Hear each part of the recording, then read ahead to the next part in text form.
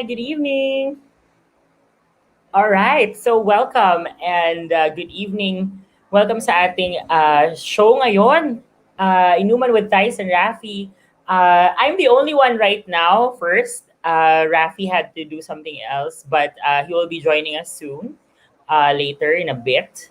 But I'm happy to start the show with very exciting show. To be honest, it's a show na dapat ay Halloween special namin sa Quarantalk Media. But we're talking about a different kind of horror, and that's the discrimination that's being faced by our LGBTQIA individuals in the country.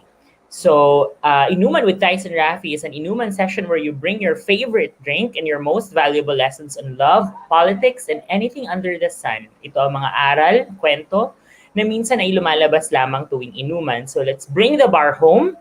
Ito ang Enuman with Thysz and Raffy. Ilabas ang pulutan.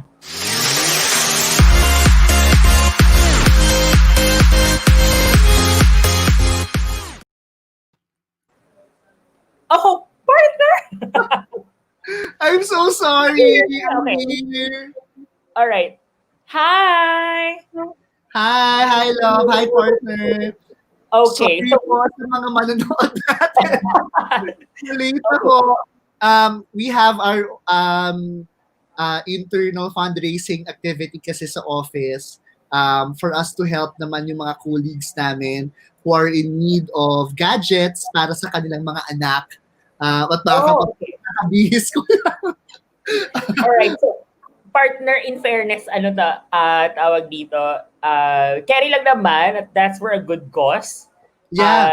But we're happy to have you join. Earlier, I already saw the guests come in, but I already have one thing to discuss sa ating pulutan. And I think nasundan mo naman, no? This is just what happened during the Miss Universe Philippines. So, ang mga kontrobersya at ang mga while the show was happening, well, before the show was happening, while the show was happening, and after the show. So, unang chismisa natin, ang pulutan natin ay ang pagkakatalaga sa mga napaka-interesanting mga personalidad sa ating judges, no, ng Miss Universe Philippines. So, may mga nakakalokang mga pangalan ng mga paborito natin sa show, partner. So, unang-una na dyan, ang judge ng Miss Universe Philippines, ang presidential spokesperson na si Mr. Harry Roque. Pangalawa na din, ang isa sa mga representatives, Congressman Eric Yap. So, eto na, partner. Bakit kaya nakakapagtaka na ang push towards Miss Universe ay, sinasabi nila na wag sa haluan ng politika, pero ayun at nag-present ang mga taga-administrasyon. So, yan ang ating unang pulutan. Ako, ang take ko dyan is, if they wanted to be progressive, I don't think, that was a wise decision to involve even men on the judging panel. So, isa yan sa mga pinaka-reaction ko dun sa pagkakasali nila sa judging panel, no? Kung saan nagayahin natin yung ibang mga progresibong Miss Universe local pageants gaya ng South Africa, na for the past 3 years, all women na ang kanilang judging panel. So, sana maging mas progresibo ang Miss Universe. Tama yan, partner. Nag-post ako about it actually. Hindi naman ako big fan of pageants. Actually, iba yung pananaw ko sa mga ganyan. Pero ako kasi, may nag-tweet kasi ako about naman the winner and her answer. But parang unfortunately, may isang nag-tweet lang sa akin na parang wag naman daw natin gawing political platform yung Miss Universe or whatsoever. So parang ako, nababawan lang ako sa kung gaano natin tinitingnan ang mga pageants. Kasi para sa akin, ang beauty queen, dapat mulat siyang tao. Kasi kung nire-represent yung isang bansa niya, tapos may pagkiling lang siya sa mga issue na gusto niyang intindihin at ayaw niyang intindihin, para sa akin, hindi siya deserving to represent the country. So that's where I'm coming from. And I guess, yung entire pageant, mag-reflect kasi yung pinili nilang mga judges eh. Kasi yung mga judges, sila yung pipili doon sa kung sino yung mag-represent sa country natin. So, well, may ganong klase mga tao doon, so I'm not so sure. Yeah, exactly. So, yun yung isa sa mga naano natin, na napansin natin. Yung isang kandidatang progresibo ang sagot, placed very low dun sa final na position nung placement na nung top 5, no? So, and she was a queer candidate. She's an out and proud bisexual. So, you know, in a way, I think hindi siya masyadong napahalagahan. And ang huli siguro, partner, na pwede nating pag-usapan about the Miss Universe pageant. Alam ko hindi ka masyadong pageant fan, pero ang nangyari kasi nung dulo is nung nasabi na yung panalo, no, may mga kandidatang iba na nag-express na hindi karapat-dapat na nanalo si Miss Miss Iloilo pala, Miss Iloilo. Si Rabia Mateo. So I guess dun sa sagot niya pa lang, it's polarizing already. But my own position about that is it shows her politics. I hope it can be corrected. But she was the one who was able to articulate her answer the best. So parang yun yung parang for me during a Q&A, ganun kasi yung pinaka-important, no. But of course, sana she deserves the it. Title. So sana ma-correct at mapaintindi yung politika sa likod ng sagot niya. Kasi that's something that you can still educate her about. So yun yung isa sa mga gusto niya. It's a very brave act, diba, to claim that someone's the best president that you never had. Sa harap ng mga tao who's serving the current president. I know! Kahit na, ako personally, kahit na I'm not a fan of the late senator, pero ako it's a brave act, diba, to claim that she's the best president in front of the allies of the current president. So, yun ako. Doon ako nagagaling. Yeah, congratulations pa rin sa kanya. Ay, tulungan natin siya na mapaintindi lalim yung politika na nangyayari sa Pilipinas. No? Somehow, no, may konti tayong connect sa kanya kasi ang kanyang coach sa kanyang Q&A ay kaibigan natin si Rayhon Tanar, isang queer na professor ng University of the Philippines, Visayas. So, Ray, papaintindi natin kung bakit hindi kailangan mapaintindi natin kung bakit kailangan sana magbago yung posisyon ni Ms. Rabia Mateo. Pero hindi naman kailangan magbago, paintindi lang natin bakit may opposition, no, about it. Anyway, partner, so let's go to excited na akong kasama ang ating mga guests. Napakaganda ng ating topic tonight. Maganda siya in a sense na gusto kong malaman kung how can we move forward when horrific experiences happen, and how the law can protect us from these horrific experiences. So it's a different kind of horror sa ating Halloween special. And ang ating topic ay ang horrors faced by LGBTQIA dito sa ating E-numan session.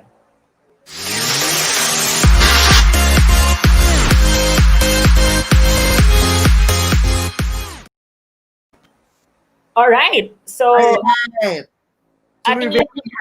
very, very happy tonight kasi yung isa sa mga kasama natin ay nasa isang historic na event earlier in Manila, sa Manila City, dahil isa ang Manila City sa mga nagpasa ng ordinansa para maprotektahan ng mga tao against discrimination. So, ang unang guests natin para ngayong gabi ay walang iba kundi ang isa sa mga conveners ng PANTAY, si Vince Liban. Hello, Vince! Hi! Hi, Tita Thysz. Hi, Raffy. Magandang gabi. Hi, Vince! Ayan, magandang gabi. So Vince, welcome no sa ating show at congratulations kanina sa historic nga na pagpirma ni Yorme Isko ng ordinansa sa City of Manila. Congratulations sa atin. No? It's a win for the community that an anti-discrimination ordinance was passed in Manila. Marami-rami na rin, no, Vince? Marami-rami na rin. Anong hope natin sana mag-follow suit yung ibang mga cities and municipalities pa all over the Philippines. And so eventually, buong bansa, partner. Right. So if yung mga local government units na gusto din magpasa ng mga ordinansang ganito, yung PANTAY at sina Vince Liban po ang isa sa mga maayos na at pinaka-swak na tao na pwede nating ma-contact para matulungan kayo kung paano ito bubuuhin. So mag-uusap pa tayo tungkol dyan mamaya. Yes. Kasi naman, ako, nalulungkot ako kasi every year ako nagsi-celebrate ng birthday ko sa Ubar, and this is the only time I celebrate my birthday there. And one of our friends who's also part of the community and who's actively campaigning for the passage of the social equality bill at pagiging maayos, no? Pagbibigay ng maayos sa plataforma para sa ating mga kapatid sa LGBT community. Palakpakan natin si Didi Marie Holiday, isa sa mga magagaling na drag queens ng Pilipinas. Hi, Didi! Miss Didi? Alright, hintayin natin. Hintayin natin bumalik si Miss Didi. Ang mga queens kasi talagang dapat may grand entrance yan. Nakita mo naman suot niya. Ha? Nakakaloka. Nakikita. Late ako dahil sa isang event. So, kailangan bigyan natin ng grand entrance si Didi Marie Holiday. Isa sa mga pinaka mahusay na drag queens natin sa Ubar. And sa mga nanonood, pag naging okay na ang lahat, please do visit Ubar. Sobrang galing ng mga drag queens natin doon. At hindi lang sila magaling, guys. Sobrang woke din nila. As in. That's true. Yun ang pinaka nakakatuwa kasi yung mga drag queens natin, maliban sa stage na pinagpa-performan nila, kasama din natin sila sa mga rally. Totoo. True. Diba? Nagpa-perform, nag-ano sa atin, nagbibigay sa atin ng suporta. Actually, si Didi Marie Holiday went to the office. Yes, We had to represent the drag community when we launched the Respeto Naman movement. So talagang napaka-bongga ni Didi Marie Holiday. And syempre, dahil queen siya, hindi pwedeng simple lang talaga ang pa-intro sa kanya. Dapat talaga may grand entrance si Didi Marie Holiday. Alright. And si Didi Holiday, isa sa mga kaibigan din ni na Auntie Julie. Yes. Ng mga on-series natin, di ba? Kasama sina Thysz doon. So, syempre, maliban sa ating komunidad, napakahalaga din kapag pinag-uusapan ang karapatan natin, kasama na dito yung mga malulungkot na kwento, no? Ay ang importansya ng mga allies natin sa community. And mahalaga ito dahil nababalanse yung usapin at may mga tao na nagtitake ng stand. Kasi di ba may mga mabababaw naman at mga kulugong tao na naniniwala na kapag pinasaang ano natin, natatawa si Vince, hindi pa ako lasing guys ha. Na pag pinasa yung yung social equality bill, mababawasan yung kanilang karapatan, di ba? Mga so, but anyway, we're so happy na isa sa mga allies natin are here. Allies po as in kakampi, pero pwede rin naman ALAY as in ally. Inalay. Ang kaibigan namin, walang iba, si Atty. JC Tejano. ng SALIGAN, isa sa mga alternative lawyer groups ng Pilipinas. Hi, JC! Hi, Raffy. Thank you. Hi, Thysz. Hi, Vince. So, ayan. So, Hello. thank you for joining Thank you us. sa wine, Raffy. Oh, yeah. Okay lang. Buti pa siya, may pa-wine. Sabi ko na nga, Nagtawain. handa ako sa sagot ko dyan. Doon ako nagbibigay sa may makukuha akong something. Okay lang. Natuto kasi tayong maging independent on our own, kaya meron din akong wine. Alam ko naman yan. Alam ko naman yan. Bibigyan kasi ako ni JC ng talong niya. Papatikin niya ng talong niya. Bukas, yung talong. Grabe naman yung return of investment, ma'am. Tingnan mo yan. Mahilig ka rin ba sa petchay, Raffy? Ano? Mahilig ka rin ba sa Mahilig ka rin ba sa petchay? Talong mo na lang. Sabi ko nga talong na lang eh. Oo, Si Doc Sara, mahilig sa lettuce. Ay, ganda Ayan, na. Lumabas na naman. The views expressed by the guest do not necessarily reflect. Hoy, ano ba naman? Sorry. Sorry naman po sa... Gulay lang po pinag-uusapan natin. Gulay lang. Aside from being an alternative lawyer, urban farmer din si JC Tejano. Magaling siya. Urban gardener. May baon ka bang talong? Meron na. Wala right now. Pero yung mga saging namin namumunga na. So, very happy. Ay, may saging din ako. Vince, Sabi mo. Charot, ito pala. Mga kapamilya. Isang mahigpit na yakap, mga kapamilya. Vince, okay na kami. Kung sabi mo lang naman ang pag-uusapan. Ayan, kinain.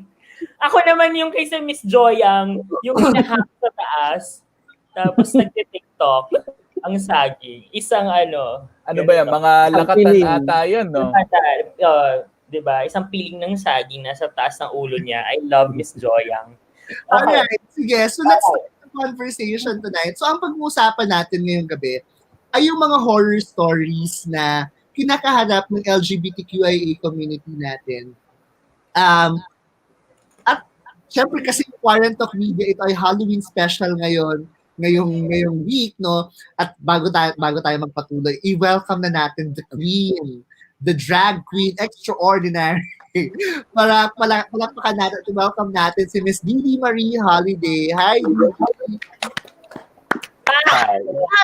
Oh my God. Hi. Hello. Ito yung vice presidential look. Mm-hmm. Kinaya mo pa na? Bakit ba? Oh my God, Didi. Damit yan ng boss. Wait lang ha. Pipicturean ko. Again. 1, 2, 3. Oh my God, Didi, so pretty! Oh, diba? Thank you. Hello po, Vice President. Thank you, Parang Bayo. meron siyang Thank you, datingan na Bayo. Melly Fitzgerald. Parang ganyan. Wow, thank you. Thank you. Ay, That's what I tama was ba? doing. Melly Grant pala.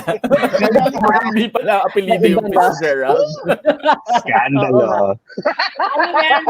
So, Mel Thank you for Grant, having Ella Fitzgerald, Billie Holiday. So, kaya meron Yes. Billie Holiday Oh. na, diba? Oh Yeah. my God! Isi-send ko to sa kanya. But anyway, welcome po, Madam Vice President. Sa amin. Kung hindi namin makuha pa si Madam Lenny, ito ngayon ang ating isang Marie You know, Robredo. Charot. I'm a good alternate, so yeah. Yes. Welcome, Miss Didi, to the show. Thank you. Explaining to everyone that tonight we will be talking about the horror stories, no, faced by ordinary LGBT or members of the LGBTQIA community. Kasama din yung mga allies na nagkakaroon ng horror stories that we fight together with us para sa mga karapatan natin, lalong na dito sa Pilipinas. But before we proceed doon sa discussions on the horror stories, doon naman tayo sa lighter muna, no? Siguro, Sige. magpakilala, ready si Vice President Diva. Horror stories.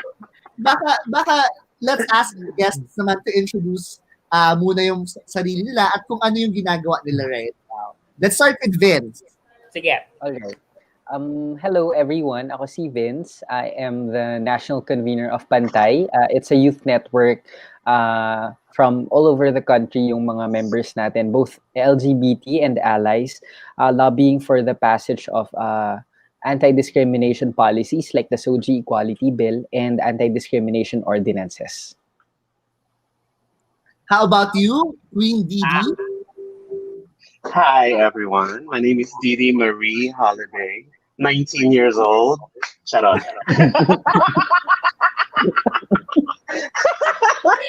19. I've been 19 for 25 years. Shut up.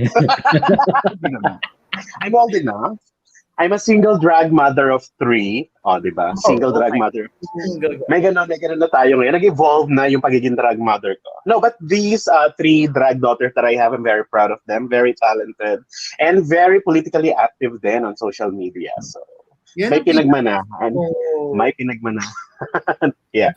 So, I think I can already consider myself as an activist. Although, when I started talking about things that matter to me on social media, I was not aiming to be called an activist, but why not? And I'm a big supporter of equality. SOGI, equality, now, please, we need it. Ano ba? 2020 now.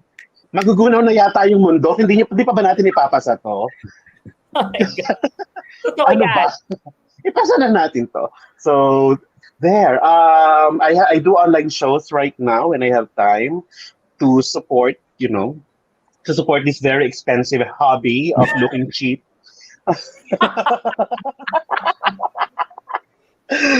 But yeah, I think I'm able to pull off naman, and I think I'm able to show off. At least I'm able to showcase my talent and at the same time use it for a greater cause that's bigger than me and my booty. And I'm so excited right now. Thank you for having me, Thysz Raffy, Vince, and Atty. I think this is going to be a scandal in reverse. So ako yung magkakaroon ng relasyon sa lawyer. Oh, okay.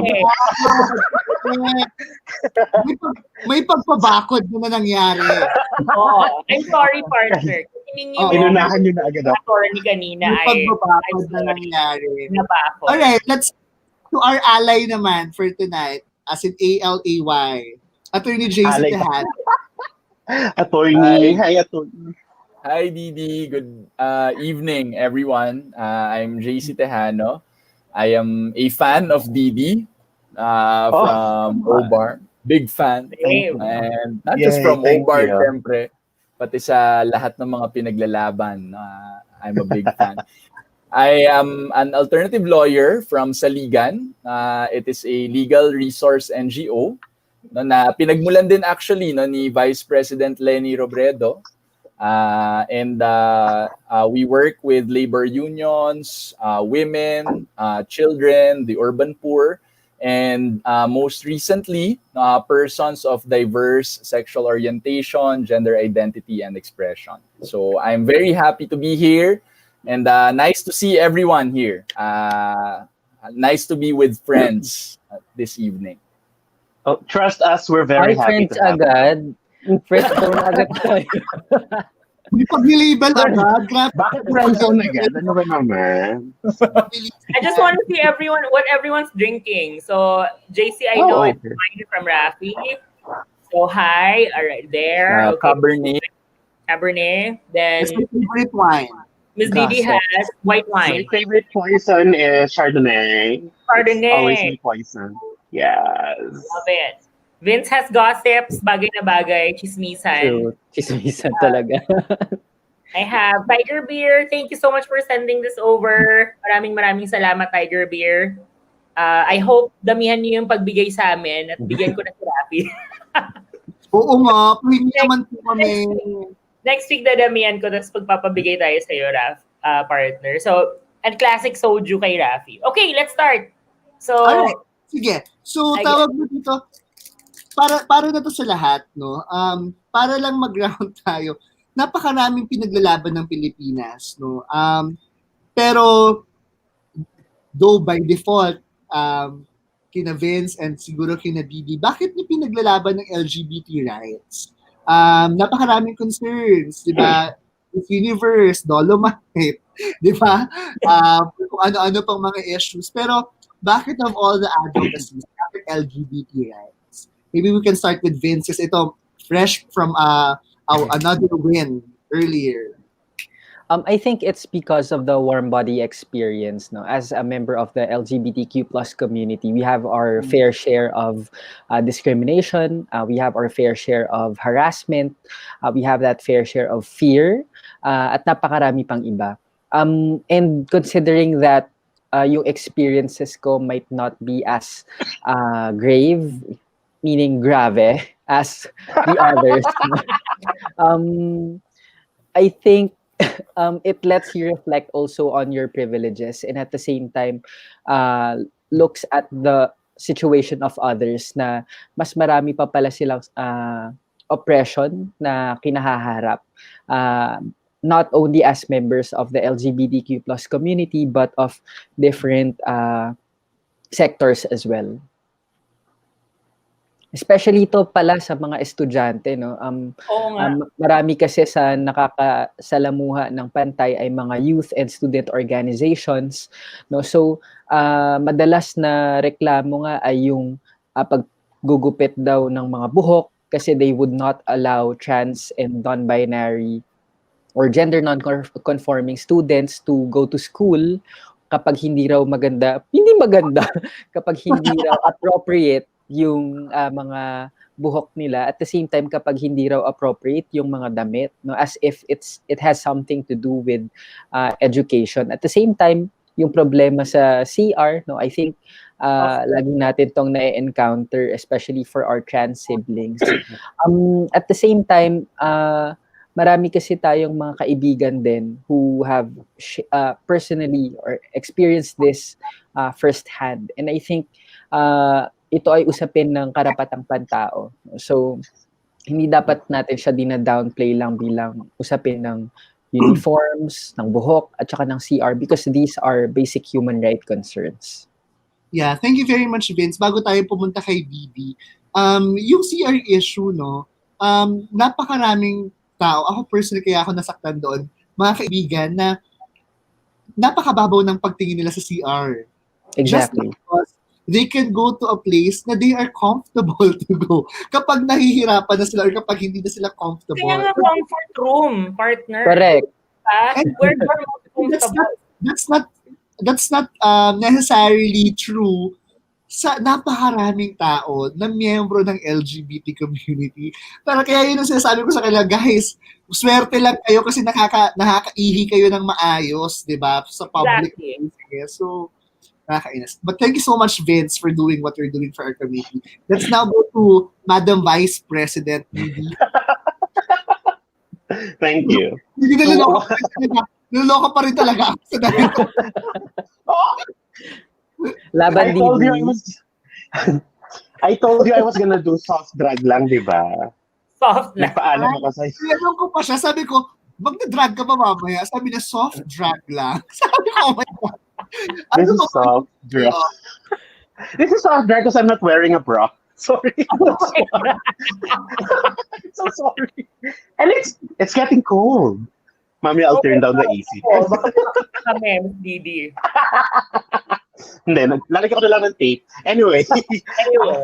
Why am I fighting for the LGBT community or LGBT rights? I mean, look at me. Look at me. I'm a plus-size Asian man, a plus-size Filipino man, middle-aged, and I'm still not allowed to marry the person that I love. Not that I'm in a relationship, that's just a minor detail. But if I choose to get married with the person I love, I can't do that. And everybody else in the same age bracket, the same income level, who are part of the heterosexual community, can do so. And I'm paying more taxes than some of them. How is that fair? Diba? But, that's going far. But personally, I have experienced, my lived experience as an LGBT individual. Growing up, from childhood to teenage years to college years, even to my professional years, I have experienced discrimination left and right. It's an everyday thing for me as an LGBT individual, and I want that to stop. I want to be protected. I don't want that to happen to the next generation of people, especially to the young LGBT kids right now who are afraid to come out because of the stigma that's going on. So that's why I'm fighting for it. Thank you so much. I duly appreciate that kasi, you know, people who are at least, I mean, drag queens, for example, when because they dress the opposite gender, and us transgender women, parang it hindi ma-understand pag hindi ka conforming sa usual gender conventions. Napaka-prone lagi sa discrimination. Sobrang, I don't know, it's tama si Miss Didi, it's a daily thing. And ipapatong ko lang dun sa isyung CR, Raf, no? Kasi isa yan sa mga unang-una kong kinailangang suungin bilang transgender woman. Ang finally pagpili sa, correct gender na restroom na pwede akong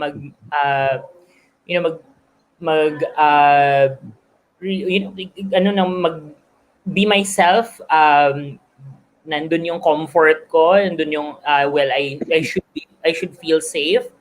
But no, I've experienced many times na become discriminated against. Tapos kahit anong level mo na ng parang you think na parang ganitong level ka na or ganitong lahat ng antas ng professional or yun nga sinasabi, income bracket ay pag ikaw ay LGBT, It will never be enough. Yeah. It will never be enough. It will never be enough. Talagang napaka-sakit minsan, madalas, yung nararamdaman nating diskriminasyon. So, yeah. Pumapalo na si Thysz. Pumapalo na siya. Eto na, And sabi nung isang mga nag-review sa atin, hello daw mga queens.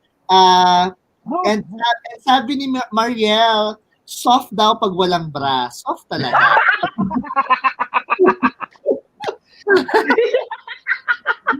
Hello, Mariel. Thank you for watching.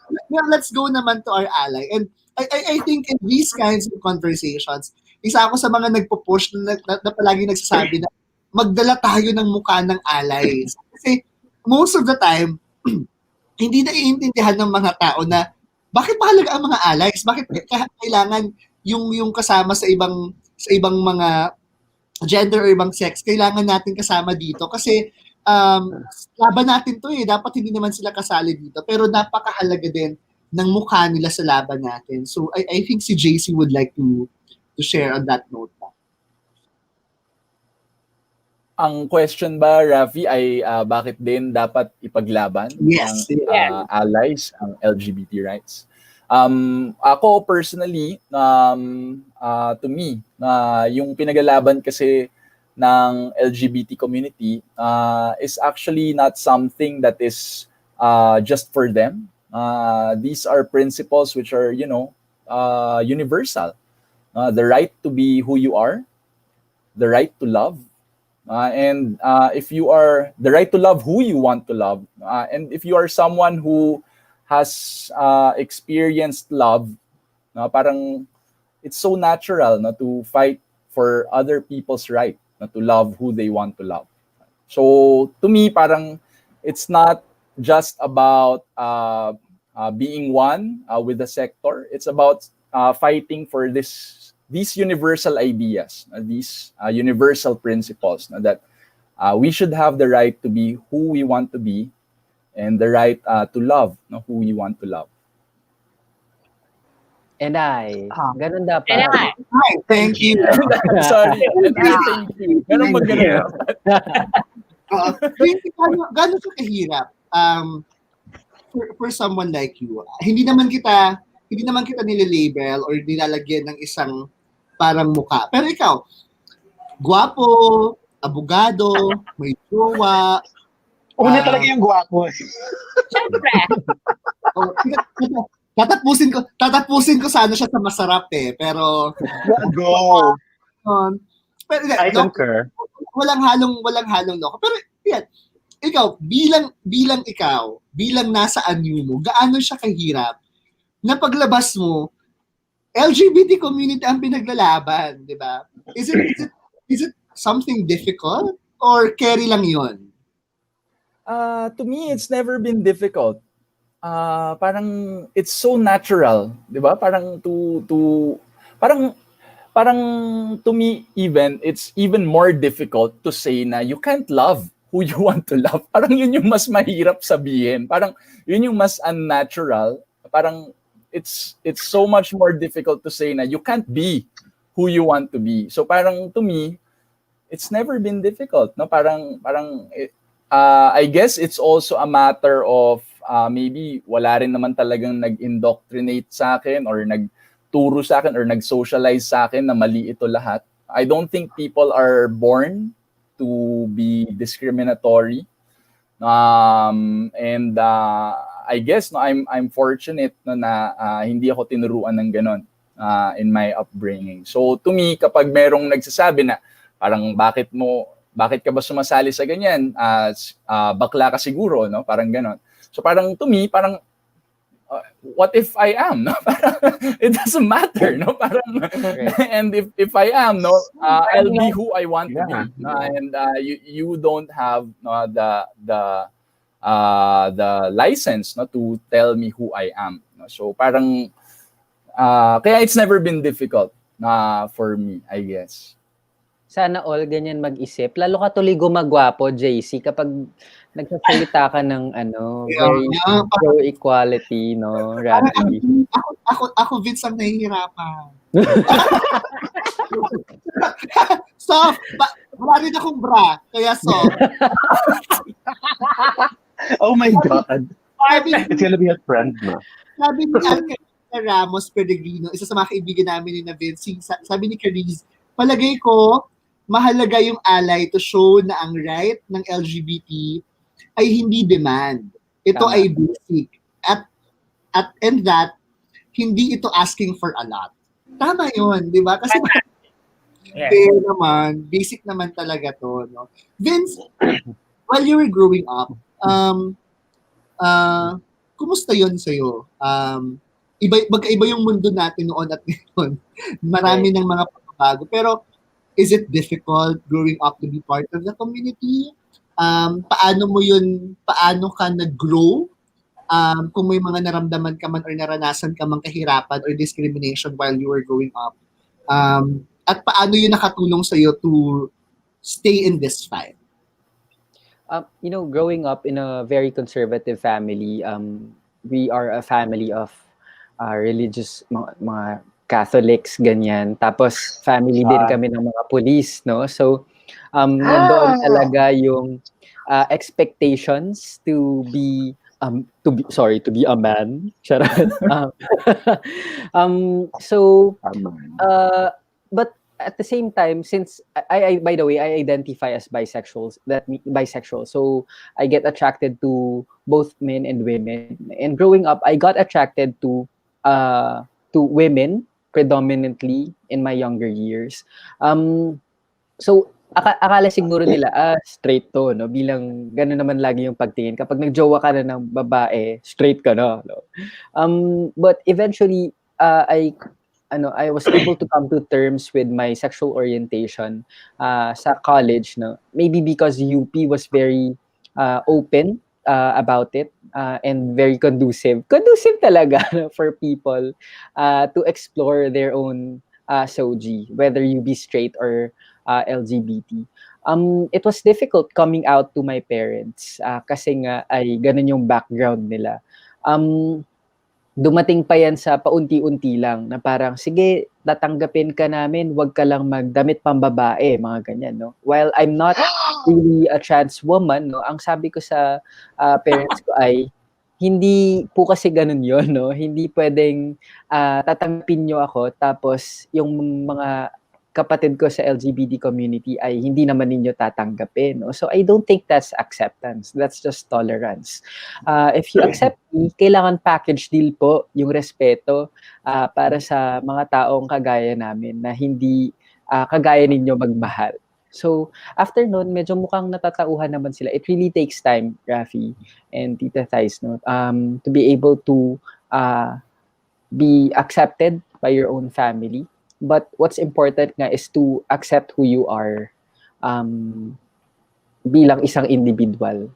And I thank you. Thank you. And I. Meron pala talaga dapat ganun. Oh, quiz show to. Para kami nabubuhayan kami. Charot. How about you, Miss Didi? Growing up, iba na yun, mahirap na yun to be part of the community. But to decide to be part of the drag community, was it even harder?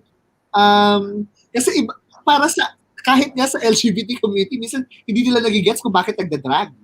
Tapos after yung personality, persona mo napakaraming questions ang umiikot sa mga taong. Pero how was it, diba? Living that life? Well, growing big.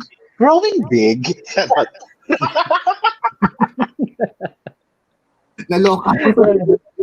It's something that I usually say kasi when people ask when I started doing drag, that's also when I started gaining weight and growing big. Kasi before I started doing drag, I was one of those people in the LGBT community that you would say, the ones that we hate right now, mask for mask. I was mask for mask before drag. But I was very insecure. I based my happiness on the perception of how people see me physically, how I act, how I act, because I'm pretending to be this very masculine person when deep inside there's a diva inside of me. Can you just imagine going to the gym every day, but deep inside me, Whitney Houston is playing in my head, but I'm like doing weights, weightlifting, training. I do sports. I run. Everything that you can think of, and I was built like I was joining pageants. It was that bad. It was wow. Just to prove that I am, masculine enough, like man enough. But I was very insecure, and there was a time when I had an eating disorder because of that, because I want to keep up with my appearances on how the Malati gays would see me as, how the Malati gays would see me. Like I need, every time I will go to bed, I want to look like everybody else. I want to blend in. When in fact, there is this world that I have been fascinated growing up, the drag world, which I can be part of, where I can stand out. But I mean, that's when I realized that why would I want to blend in when I can stand out? Although when I decided to finally do drag at the behest, at the pushing of my ex-boyfriend, siya yung nag-push sa akin na mag-audition talaga. Hi Pablo, if you're watching. Anyway, we're friends naman. We're friends naman eh. We parted ways naman. It was an amicable settlement. Our conjugal properties have been divided equally. Charot. I wish. When I started doing drag, sabihin na natin, downside, yung dating pool ko lumiit. Like, because a lot of those, like, when the gay man finds out that you dress up in drag, they would immediately say ew, or you'll be friend zoned, you'll be momshi zoned, cis zoned, all kinds of zones. In the zone, Britney in the zone. Yeah. So lumit yung dating pool, but was it enough for me to stop? Ano ba, pipiliin ko bang maging masaya and be true to myself, or would I choose to fuck around and have sex with a lot of men and look good? Can I say that? Can I say that? Obviously, you know what I chose. The path that I chose is to be happy, be glittery, be glamorous. Now I'm fighting for a lot of people. And for some reason, siguro naging destiny ko na rin na maging inspiration for the younger drag queens who are aspiring to be an entertainer someday. And it's more fulfilling. It has given me that sense of purpose versus yung mga very obsessed sa physical appearances nila. And ang end game lang naman talaga nila ay makahanap ng makakasex. I'm letting a girl, It's not like I'm a prude. I'm horny from time to time too. But binibase kasi nila yung yung I might get bashed for this, pero right now, nakikita ko sa kanila, they are basing their lifestyle on their sex life. And it's not for the greater good. And I don't think that's healthy. Yeah. Mentally, physically, and emotionally. Yeah, I guess once you put yourself into just one thing and like yun lang yung nakikita na, it becomes a personality that's always not good. You're one-dimensional. So I hope everyone who thinks that having so much sex is a personality comes into terms with the fact that no, that's you being one-dimensional. It's not a Masarap pero marami pa rin as a drag queen, andyan pa rin talaga yung mga gay people, LGBT people who doesn't want to be associated with you because you dress up in drag. Andyan pa rin sila. At marami pa rin sila. Yes. Because it's an internal misogynistic thought sa kanila kasi parang being feminine is weak. Yun yung it's seen as a weakness, and that's really sad.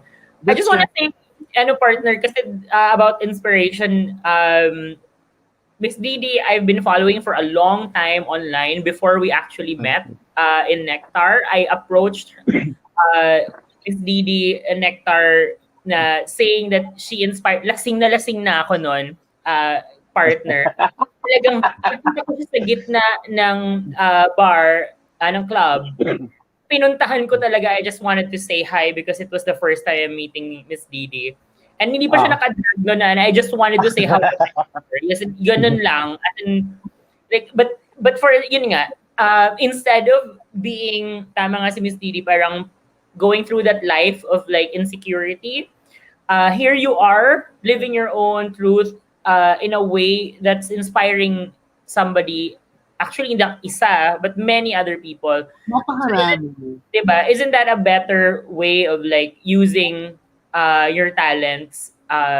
So for me, Miss Didi, like go. What you're doing is fantastic, and you inspire a lot of people. It's true, and we're happy that you're there. Thank you.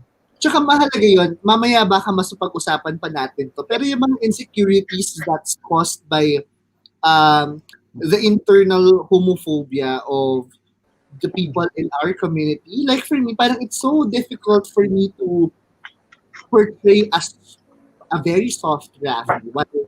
For in fact, ang lamya ako diba? Bading na bading ako. And ganun And masaya ako na ganun ako, but it's so difficult for me to look for a partner or to even parang approach someone just because I'm like this, di ba?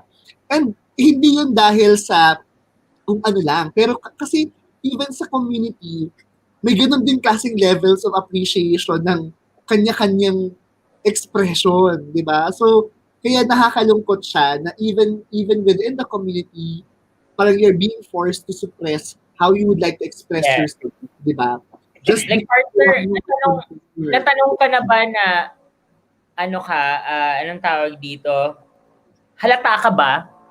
Oo, those are classic questions, di ba? Halata ka ba? Matinis ba ang boses mo? Yun! Grabe the voice. Bakit? Magpapavideo ka ba? Malambot ka ba? Literal. Malambot ka ba? My God, that question.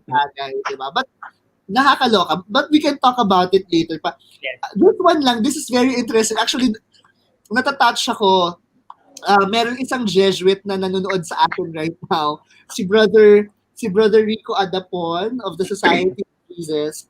And I think this is a very good question also for JC Tejano, no? Aside from yung church is really difficult sometimes na to work with. Yun na lang yung sasabihin ko kasi nanonood si Brother Rico.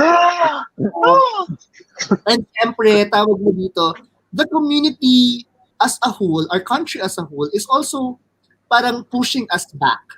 Diba? Na dapat ganitong klase lang kayong mga tao, dapat ito lang yung karapatan na meron kayo. First question for JCI, sabi ni Brother Rico Adapon, "Hi Raffy, nice and can we flash it na lang? Hi Raffy, nice and enlightening conversation ha. Question ko, kumusta ang reception ng church in general among LGBT community?" We'll ask our ally muna to answer that question. And number 2 for JC is that Alay. how difficult ally how difficult it is it also for the bigger community to really accept or appreciate the fight of the LGBT. Miss Universe naman yung mga tanong. Bakit naman ganun? Oo nga, parang ang hirap. Doon muna sa how has the parang how is the treatment of the church, tama ba, of the LGBT community. I think it's a very positive development lately, no, yung nilabas ni Pope Francis, no, na declaration that even under church doctrines, no, gay persons have the right to be in a family. I think that's very positive. Syempre, there are many other ways to put it. There are so much more to work on. Talagang napakarami pang kailangang trabahuhin. But that's one step forward, I think. But this is just me speaking. No, pero syempre, no, ang church, no, unavoidably, no, talagang it has been one of the biggest opponents, no. Let's call a spade a spade. It's been one of the biggest opponents, no, of the SOGI equality bill, policy proposals, no, to expand, to recognize, no, the rights of the LGBT community. They have been one of the biggest objecting groups. And that's unfortunate, no, kasi sa ating, ang lagi kasi nilang ginagamit, no, na or lagi nilang ini-invoke ay religious freedom. And that's unfortunate kasi ang concept ng ating religious freedom ay ang pinagbabangga dyan is kung pinagbabawal ba ng iyong church doctrine or nire-require ka ng iyong church doctrine. At yun ay bumabangga sa isang state policy na ikaw ay pinipilit or ikaw ay pinagbabawalan. So, looking at it from that framework, wala namang church doctrine na nire-require ka na mag-discriminate ng LGBT. So, when you put this vis-a-vis, no, a proposed state policy na wag kang mag-discriminate, there is actually no violation of religious freedom. And you can't say na your religious freedom is being violated, because the state is requiring you to discriminate. The church is requiring you to discriminate. I don't think merong ganong church doctrine. So that's one. And it's one of the reasons kung bakit napakatagal ng pending, no, ng social equality bill, at ng anti-discrimination bill na tinatawag dati. But for the bigger community, I think, no, ang pinakamalaking ang pinakamalaking fear nila ay, and I'm not saying this is a grounded fear, no, but ang pinakamalaking fear nila ay LGBT persons are taking more than or are being granted, no, more than what they deserve. And for some reason, ang iniisip nila ay enough na alam mo yon, they're allowed to exist. Imagine, parang enough na they're allowed to exist, na the fact na hindi sila persecuted by some law that expressly prohibits being gay, that's enough. And we know that that's not enough. The purpose of laws should be to correct social injustices. So I think merong ganong pinagmumulan. Parang I think yun, tama ba? Yun yung hinihingi ng questions no? Ano kaya yung pinagmumulan ng mga communities na ito? Thank you so much, JC. No? And hi kay Brother Rico. We know si Pope Francis is a Jesuit. That's why he's my second favorite Pope after Pope John Paul II. Pero ako yun nga eh.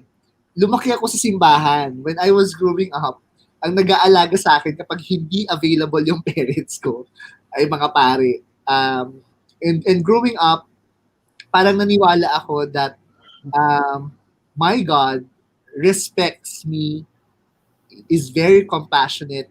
My God is also very loving and understanding. At hindi siya nagdi-discriminate, diba?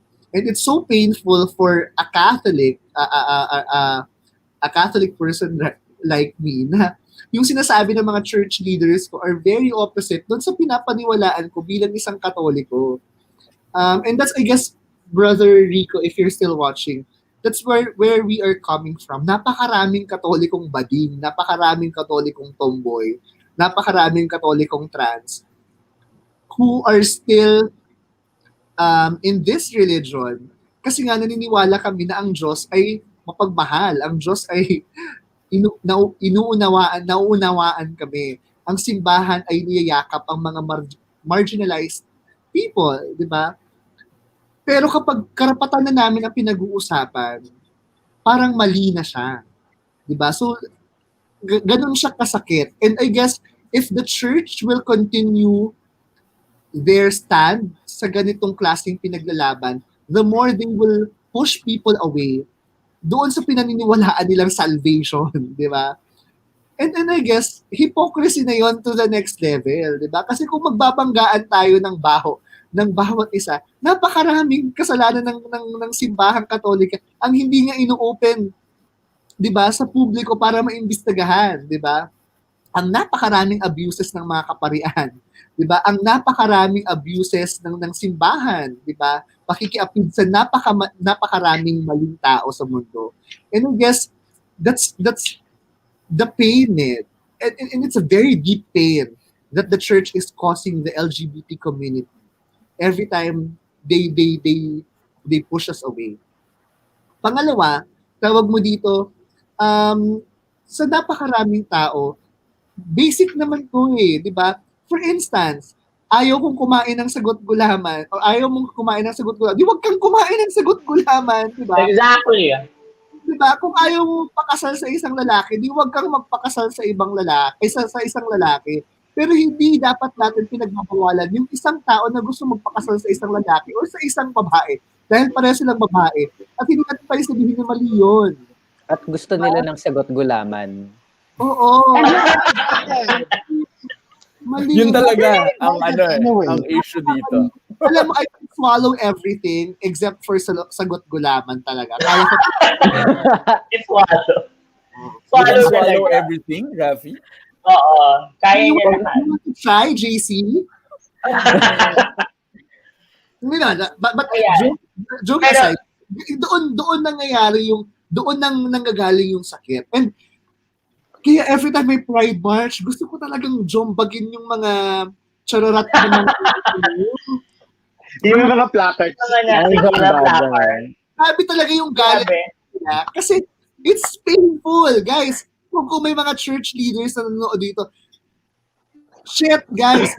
Sobrang sakit, di ba? Kasi mga Katoliko kami, nagsisimba kami, nagbibigay kami ng limot, posisyon kami, nagsasanto rosaryo kami. Sobrang sakit. It's really, really painful. Di ba? Kasi kung Kung mga ordinaryong tao lang kayo, mga tangang politiko lang kayo, feeling ko magigets ko pa di ba? Pero mga church leaders kayo, di ba? You are sila dapat unang supposed to teach love, compassion, empathy, di ba? But you can't fucking do it. So guys, gising-gising naman. So yun yung, anyway, di pa naman ako lasing, partner. Oh my God, partner. I want to say lang na sa Saligan, for instance, we have actually received cases na ang nirereklamo precisely yung abuses na in the church, na abuses sa mga seminaries. So ako mismo, I can tell you, talagang totoo yung mga cases na ito. And one of the biggest challenges ay the church, at least the domestic or the Philippine church, ano ba tamang term doon? Basta yung Philippine organization of the Catholic Church has yet to adopt an anti-sexual harassment policy in accordance with the Safe Spaces Act. And also a committee on decorum and investigation in accordance with the Safe Spaces Act. And dahil walang kodi ang church, ang mga seminaryo, ang mga simbahan, walang pupuntahan internally yung mga biktima. At ang nangyayari, meron silang sinusunod na sarili nilang rules na hindi alinsunod sa Safe Spaces Act. At ang nangyayari tuloy, nalilipat lang sa ibang area, ibang jurisdiction yung pare at yun, kinakalimutan na lang yung cases. Thank you so much. Ito lang, last comment lang. Sabi ni Brother Rico, yes, I know where you're coming from. Church is not a perfect church. I know. The church is not perfect. But the people inside the church can choose to be right, can choose to be compassionate, can choose to be loving. Wala akong pakialam sa institusyon, pero may mga tao, may mga tunay na tao sa loob ng simbahan na pwedeng piliin na maging mapagmahal, maging matinong tao. Guys, maging matino. Di ba? Napakarami yung binibihisang santa, dami-dami yung binibihisang mga santo, binubulaklakan ng simbahan. Karamihan na naggagawa ng bading. Di ba? So, talento ng bakla. Mahiya naman kayo sa mga bading na inaalipin ng simbahan para mag-decorate, magdamit ng santo-santo. Ano ba kayo, guys? Mag-donate pa pag mga mga madam na. Ay, sorry. Gusto ata magsalita ni Vince. So, tinotodo ko ata Vince tonight. Hindi, okay lang. Sino bang kailangan hawakan ng tenga dyan? Sino bang hawakan ng tenga dyan? Tektosan natin. Raf, meron akong gustong itanong sa guest natin. No? I think I want just to open very specific discussions on experiences of discrimination. So eto na. Medyo, I'm sorry if we have to go deep. Maybe, personal and emotional trauma. Pero if you can share, if you want to share something, yung pinaka siguro unforgettable na time na na-discriminate kayo, or if hindi ikaw, the worst that you've heard na event ng discrimination. This goes for all of us. JC, of course, is an ally, so maybe something that you've observed or heard about. But, let's start with Vince. Because the reason why I wanted to ask this and the reason why I want our audience to hear about this is so that they know, how bad it is really. How beyond Jennifer Laude, who died at the hands of her abuser, and many others who have paid with their own lives. Those things are extremely tragic. But these forms of discrimination that happen every single day, are equally as painful because we live with them as individuals. This is a wound that we live, in our lives. So Vince, if you can tell us a story, not necessarily yours, if you remember something that's you want to share. Yes. But yes, please start this round of discussion.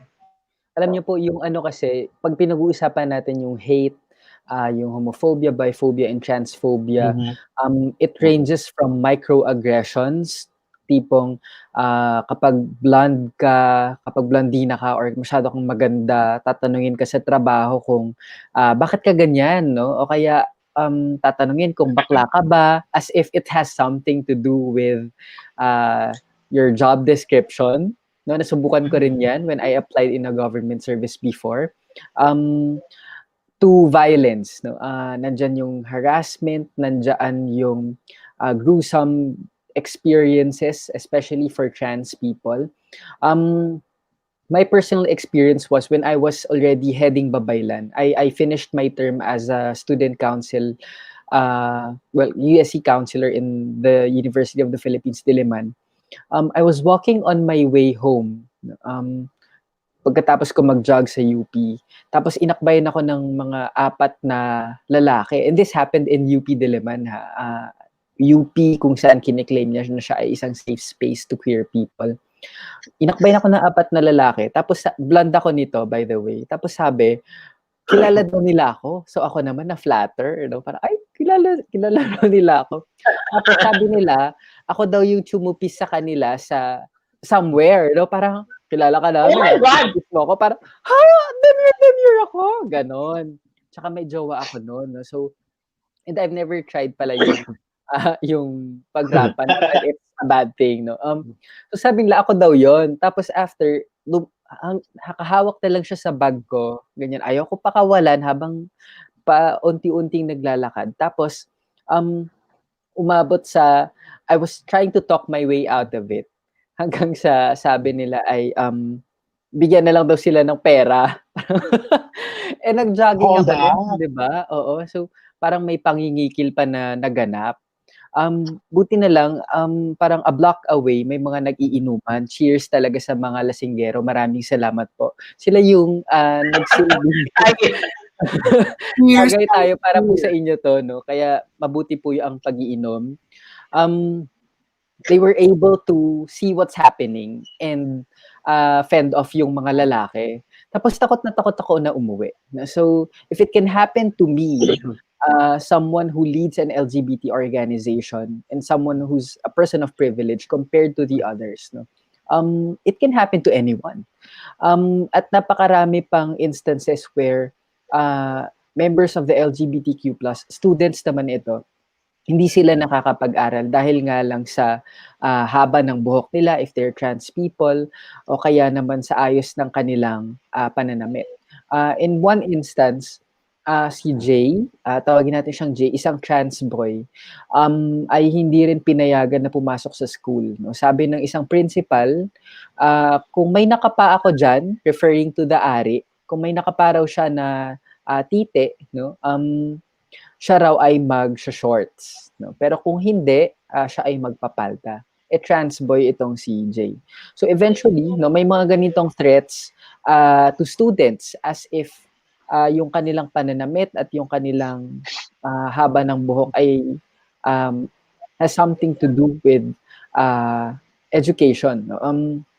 In fact, actually, kapag sinusuportahan natin yung mga bata to be who they are, it helps boost their morale to study better.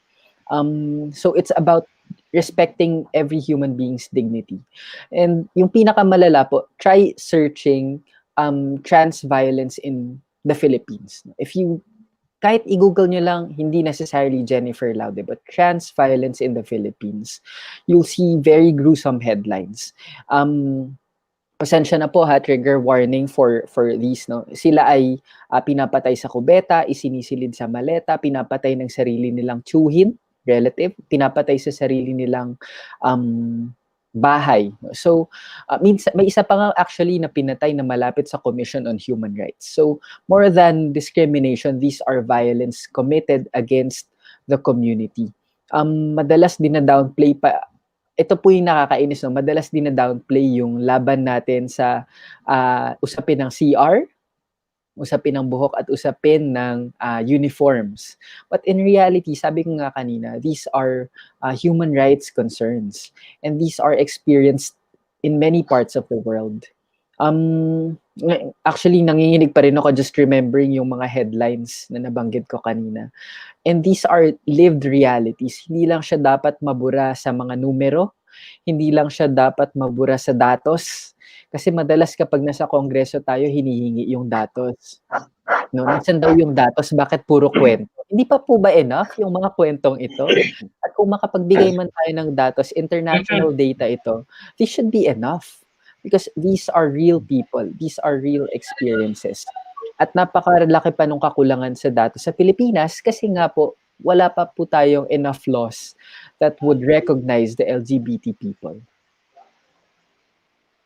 I agree. Thank you so much, Vince. Isang mahigpit na yan. Isang mahigpit na yan, mga kapamilya. Okay, so that's very enlightening kasi, and very sad. Kasi, you know, tama ka. These are lived experiences. These are just not names on the newspaper. These are not just numbers on the screen. These are friends, family members na may yung storya nila natapos sa diskriminasyon at violence against kung ano lang sila, no? So nakakalungkot at thank you for sharing. And partner and Vince, sometimes we don't have names of these people. Sometimes, actually, most of the time, they are not included in the numbers that we report. And that's the saddest part, di ba? Because we can't even... That's my movement to hashtag say her name. If they're a victim, say her name so it becomes more real. Hindi siya like baklang pinatay, palutang-lutang sa ilog. Transgender pinatay, ganito, ganyan lang. Yes. Say her name because we respect. Na naging very controversial pa yan nung we posted about... She was misgendered. Calling out the news agencies. She was misgendered. Yes. Parang calling out the news agencies. Sobrang... She was misgendered and dead named in one headline. Yes. I mean, she's already dead. Diba? The least you can do is call her by her name and address her by her appropriate gender. Excuse me. Exactly. Ang lalaking networks nito mga ito, they can't even do that properly for their reporters. Nagalit na si VP. I have something that I can say with that. There is going to be a huge upcoming effort to make sure that media will be taken to task when they fail to, respect gender identity and SOGI, even if wala pa tayong SOGI equality law. So there's a huge effort that's coming up. We're working on it, parang magkakaroon ng parang GLAD-like organization sa Pilipinas who will take them to task. Something against LGBTQIA defamation in media dito sa ating bansa. So, makakaasa tayo na meron tayong ginagawang action para sa and parte tayo dyan. Miss Didi naman, ikaw, yung own personal experiences of discrimination that you may want to share. And also, siguro, I guess, if there's any, thing that you've learned out of it, and what can you say changed in you when you went through it? Okay, but before I begin, sure. Chug. No, I just want to ask our lawyer, based on what Vince has shared kanina about the student, nakakapaan, and based on the kapa, the instructor would decide kung palda or shorts yung isusuot. Right. Is that, attorney JC, is that something that can be considered as lascivious? Can he be sued for that? Yes. Is there a case for that? Yes. For one, it's acts of lasciviousness, which is punishable under the revised penal code. Now, for another, it is also punishable as gender-based sexual harassment in public spaces under the Safe Spaces Act. Kung hindi man either of those, at the very least, it is unjust vexation. Dahil it is causing unjustly annoyance to the victim, survivor. So, at the very least, itong mga tatlong crimes ang nakomit noong pagkapa.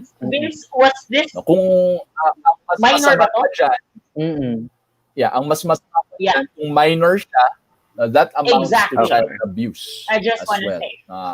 which is punishable under the RA 7610 Aside from anti-child these laws, abuse. ang problema kasi ay hindi siya nire-recognize din as a SOGI-based discrimination or a SOGI-specific discrimination.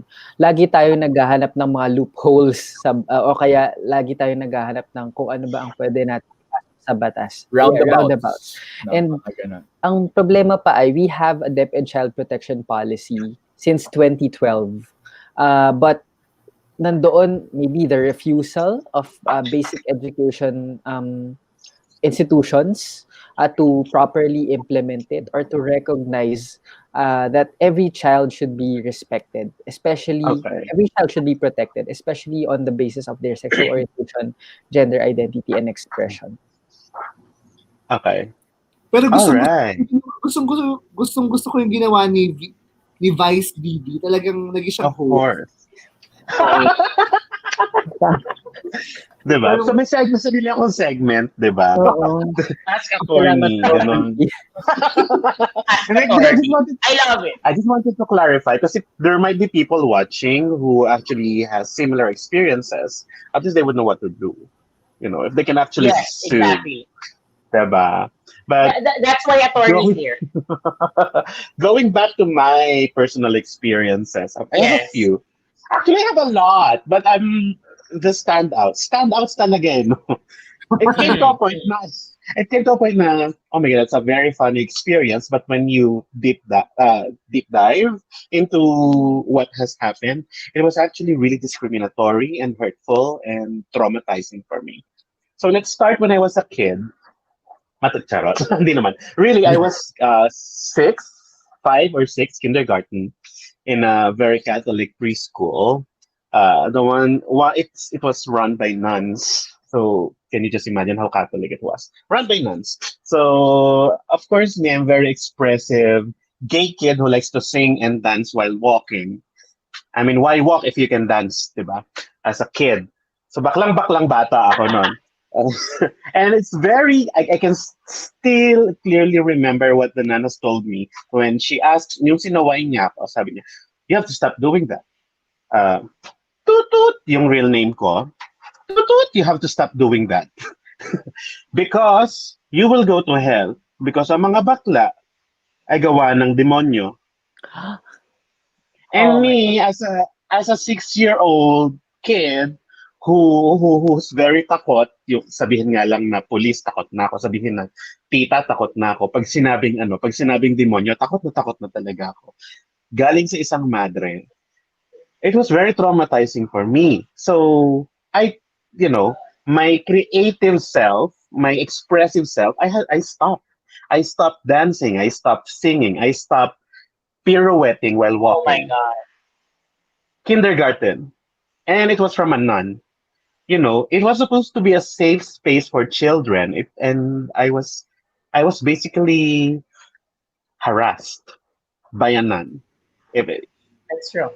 And Vice President DD, yung nun na yon, nasa impyerno na siya. Dahil sa ginawa niya. Diba? It was funny for me na pag iniisip ko siya, but kung siguro, if I was a 6-year-old with a mind of an adult, at that time, baka nasagot-sagot ko siya nung time na yon. But I was a kid, so forgiven. And then I have a very personal experience sa CR issue kasi sobrang personal. Oh my God. I had to drink. I'm a drag queen. I entertain and I get invited or hired. By hired as in really get paid money, good money, to entertain people. So I was invited to perform in a function sa isang, hindi ko nila papangalanan yung venue, but I was in a ball gown, a red ball gown, diba? Cinch to the gods, talagang wala na akong waistline. Pero ihing-ihina ako. Can you imagine what's happening inside a drag queen pag magtatanggal na siya ng mga sikreto niya sa katawan, dun sa curves? So ihing-ihina ako. So I have to pee. Me naman, as a person who I still identify as male. I'm a drag queen. I just dress up to entertain. It's a job for me. So magsi-CR ako. I picked the men's room. Sige, lalaki ako eh. Men's room tayo. Iihi ako. Hinarang ako ng nagbabantay. Sabi niya, ay, hindi po kayo pwede dito. Sabi ko, bakit? Lalaki naman ako ah. Sa akin na nanggaling yun ha. I'm glamorous, full makeup, full on. Lalaki naman ako.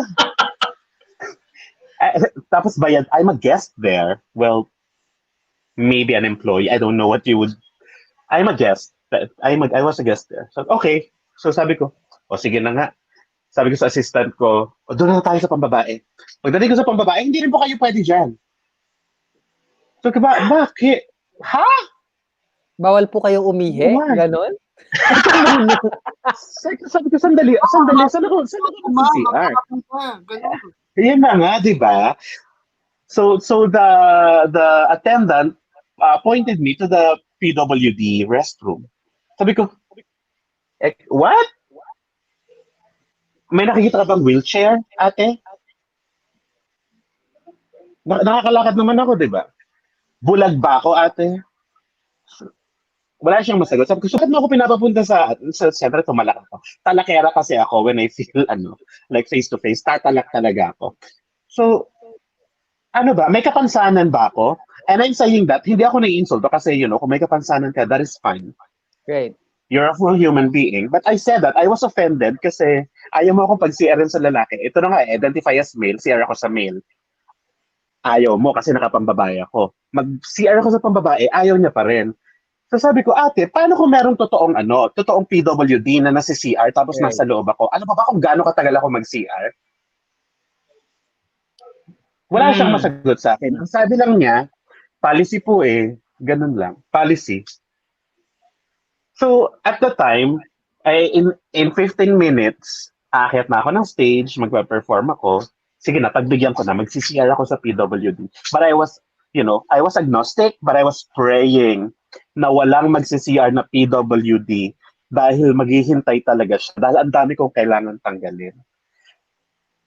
So tapos pagkatapos nun, I was hurt. Naiiyak ako habang nag-CCR ako dun sa PWD. Kasi, why do I have to experience this? I am an entertainer.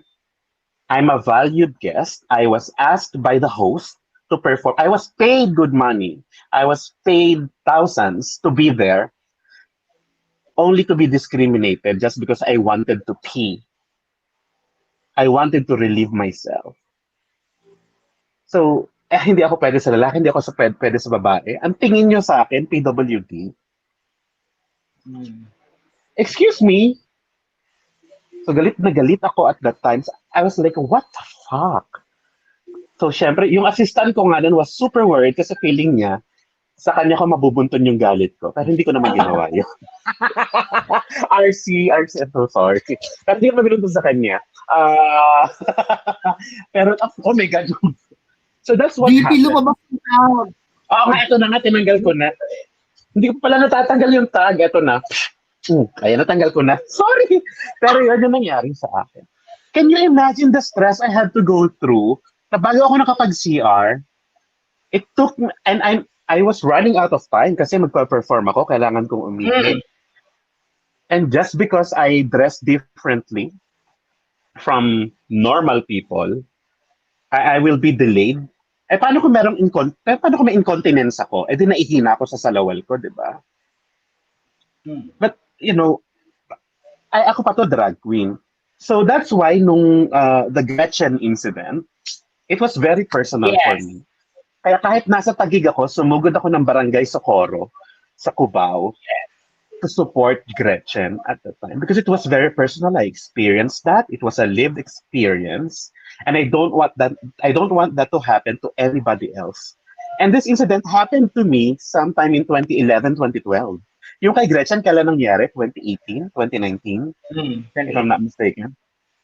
So many years have passed, and it's still happening. Walang nagbago. Diba? So where are we now? So yun yung experience ko na sobrang sakit sa akin. And then there's this one time sa one of my previous employers, sa workplace naman, because as you know, aside from doing drag, I also have a corporate job. My God. So I was in the BPO industry kasi ang daming LGBT. As in sobrang, pride community is in the BPO industry. Parang na siya, hand in hand. So I was in one of the stalls. Tapos I heard guys talking dun sa my mirror, sink, lavatory. Pinag-uusapan na lang nila yung parang, pre, ano ba yan, ang dami ng bakla. Oo nga, yung bagong batch niya, puro bakla na naman. And oh my God! Yeah! And shit, okay, sige. I will make, parang grand entrance tuloy yung dating, yung paglabas ko ng stall.